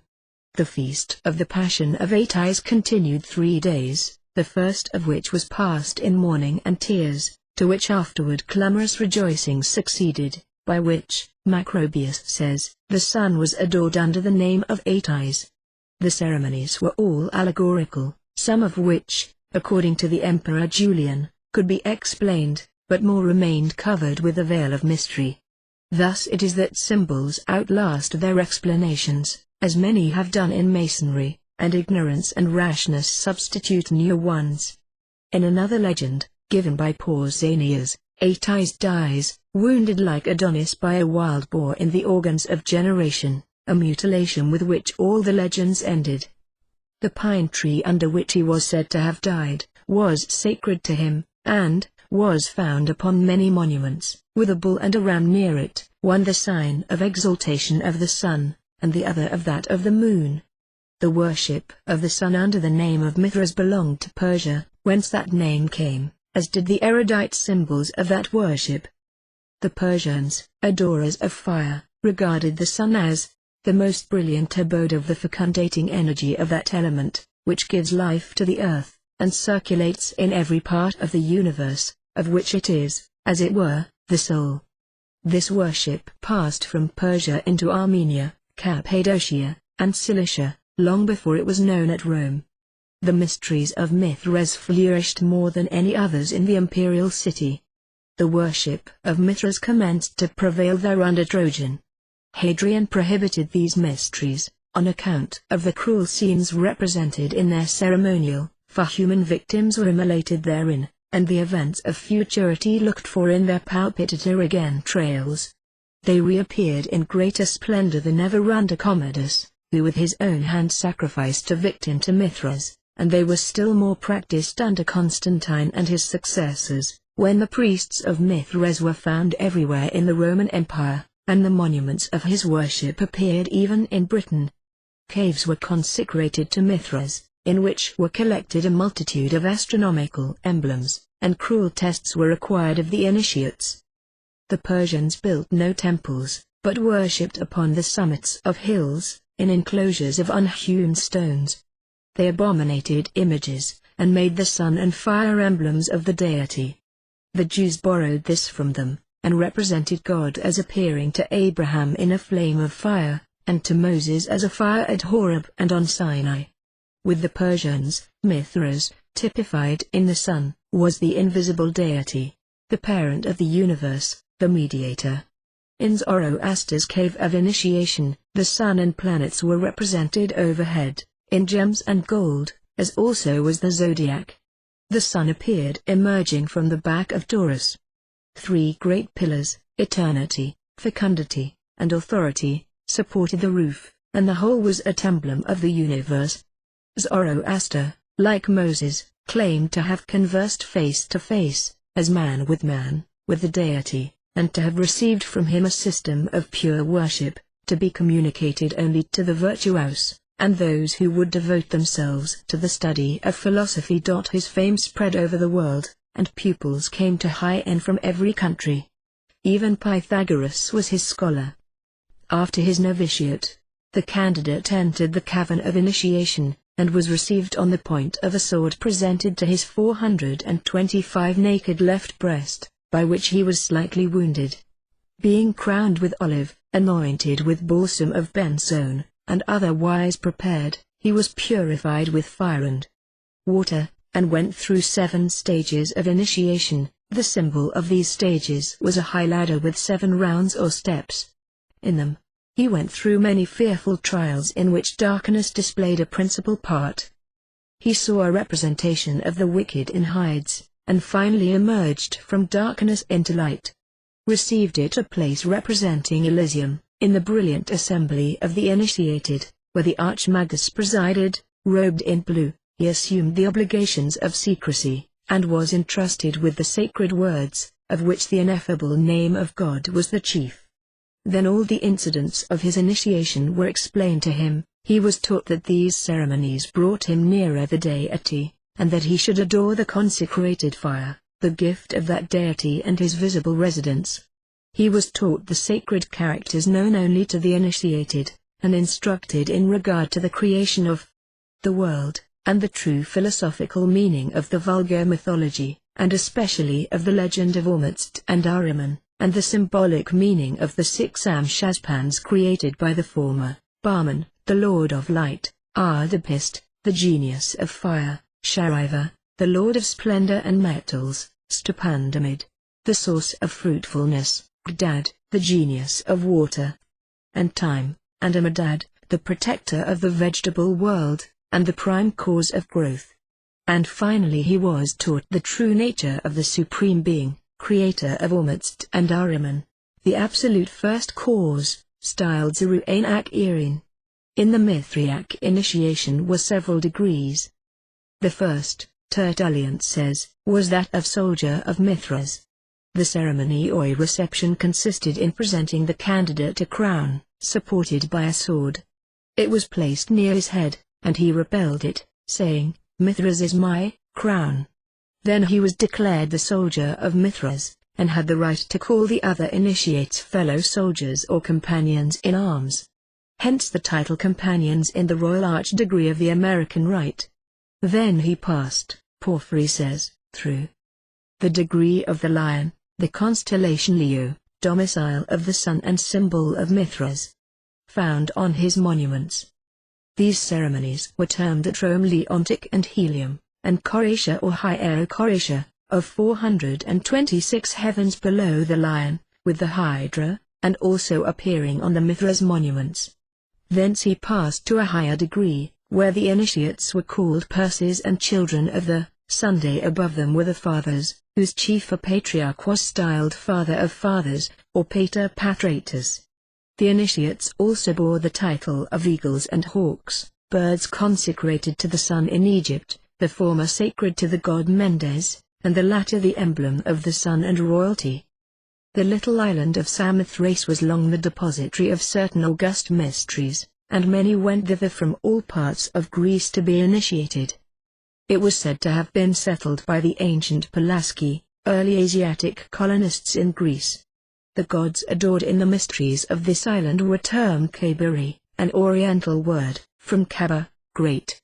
Varro calls the gods of Samothrace, potent gods. In Arabic, Venus is called Kaba. Varro says the great deities whose mysteries were practiced there, were heaven and earth. These were but symbols of the active and passive powers or principles of universal generation. The two twin, Castor and Pollux, or the Dioscuri, were also called the gods of Samothrace, and the scholiast of Apollonius, citing naysayers, gives the names of Ceres, Proserpine, Pluto, and Mercury, as the four Cabiric divinities worshipped at Samothrace, as Axiros, Axiosa, Axiosus, and Casmillas. Mercury was, there as everywhere, the minister and messenger of the gods, and the young servitors of the altars and the children employed in the temples were called Mercuries or Casmillas, as they were in Tuscany, by the Etrusci and Pelasgi, who worshipped the great gods. Tarquin the Etruscan was an initiate of the mysteries of Samothrace, and Etruria had its Cabiri as Samothrace had. For the worship of the Cabiri spread from that island into Etruria, Phrygia, and Asia Minor, and it probably came from Phoenicia into Samothrace, for the Cabiri are mentioned by Sanchoniathon, and the word Kaber belongs to the Hebrew, Phoenician, and Arabic languages. The Dioscuri, tutelary deities of navigation, with Venus, were invoked in the mysteries of Samothrace. The constellation Auriga, or Phaeton, was also honored there with imposing ceremonies.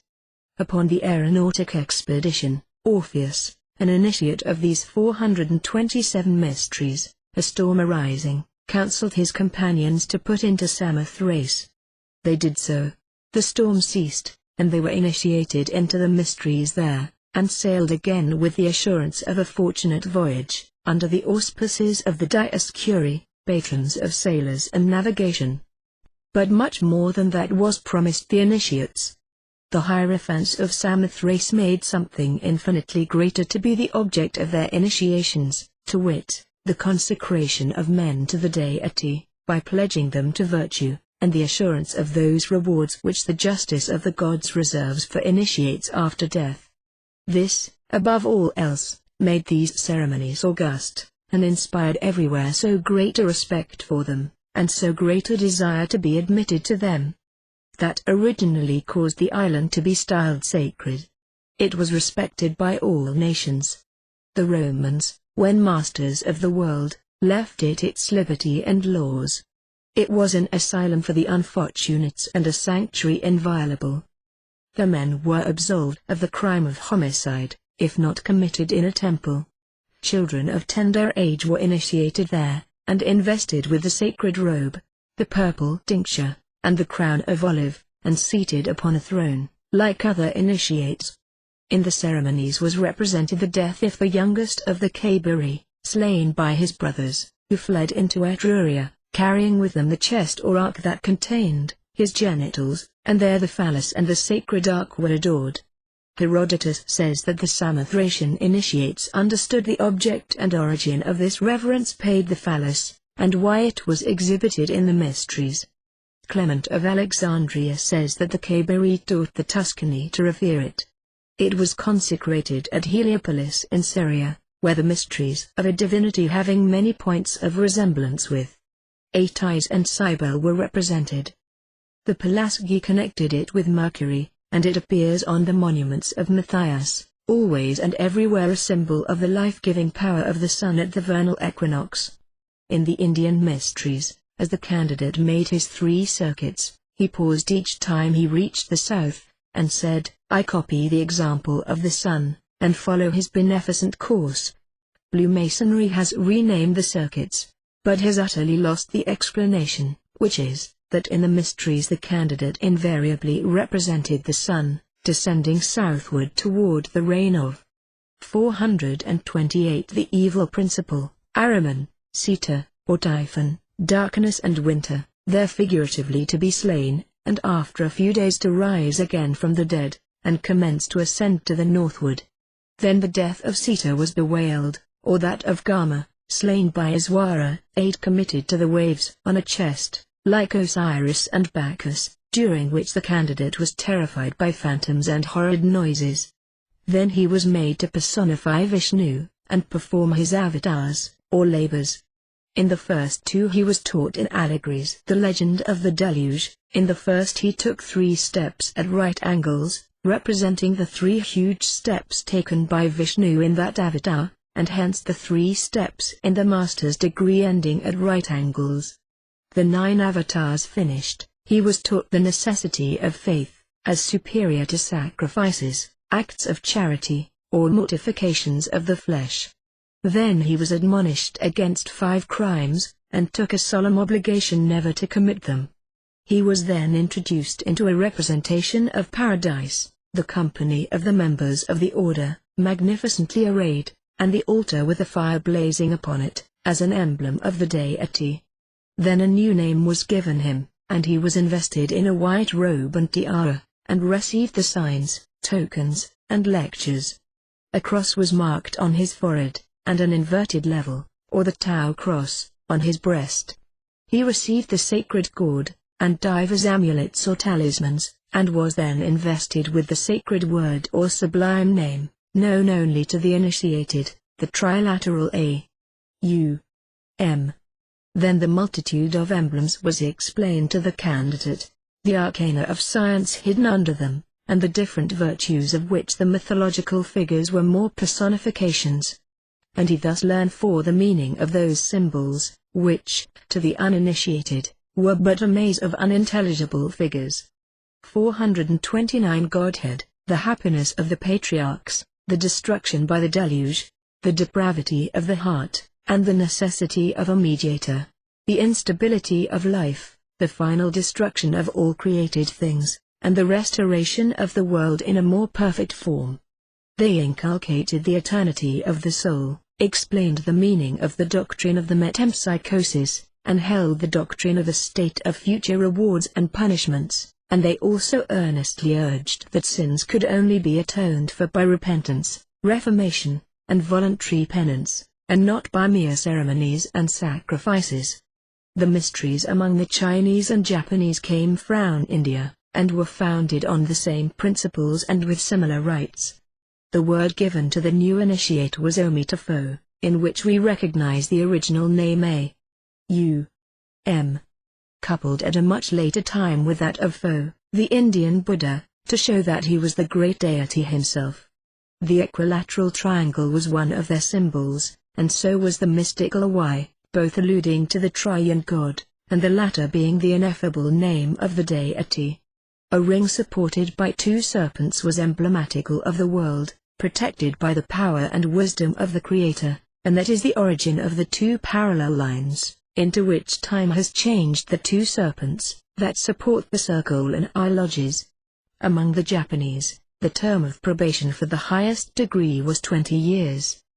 The main features of the Druidical mysteries resembled those of the Orient. The ceremonies commenced with a hymn to the sun. The candidates were arranged in ranks of 3s, 5s, and 7s, according to their qualifications, and conducted 9 times around the sanctuary, from east to west. The candidate underwent many trials, one of which had direct reference to the legend of Osiris. He was placed in a boat, and sent out to sea alone, having to rely on his own skill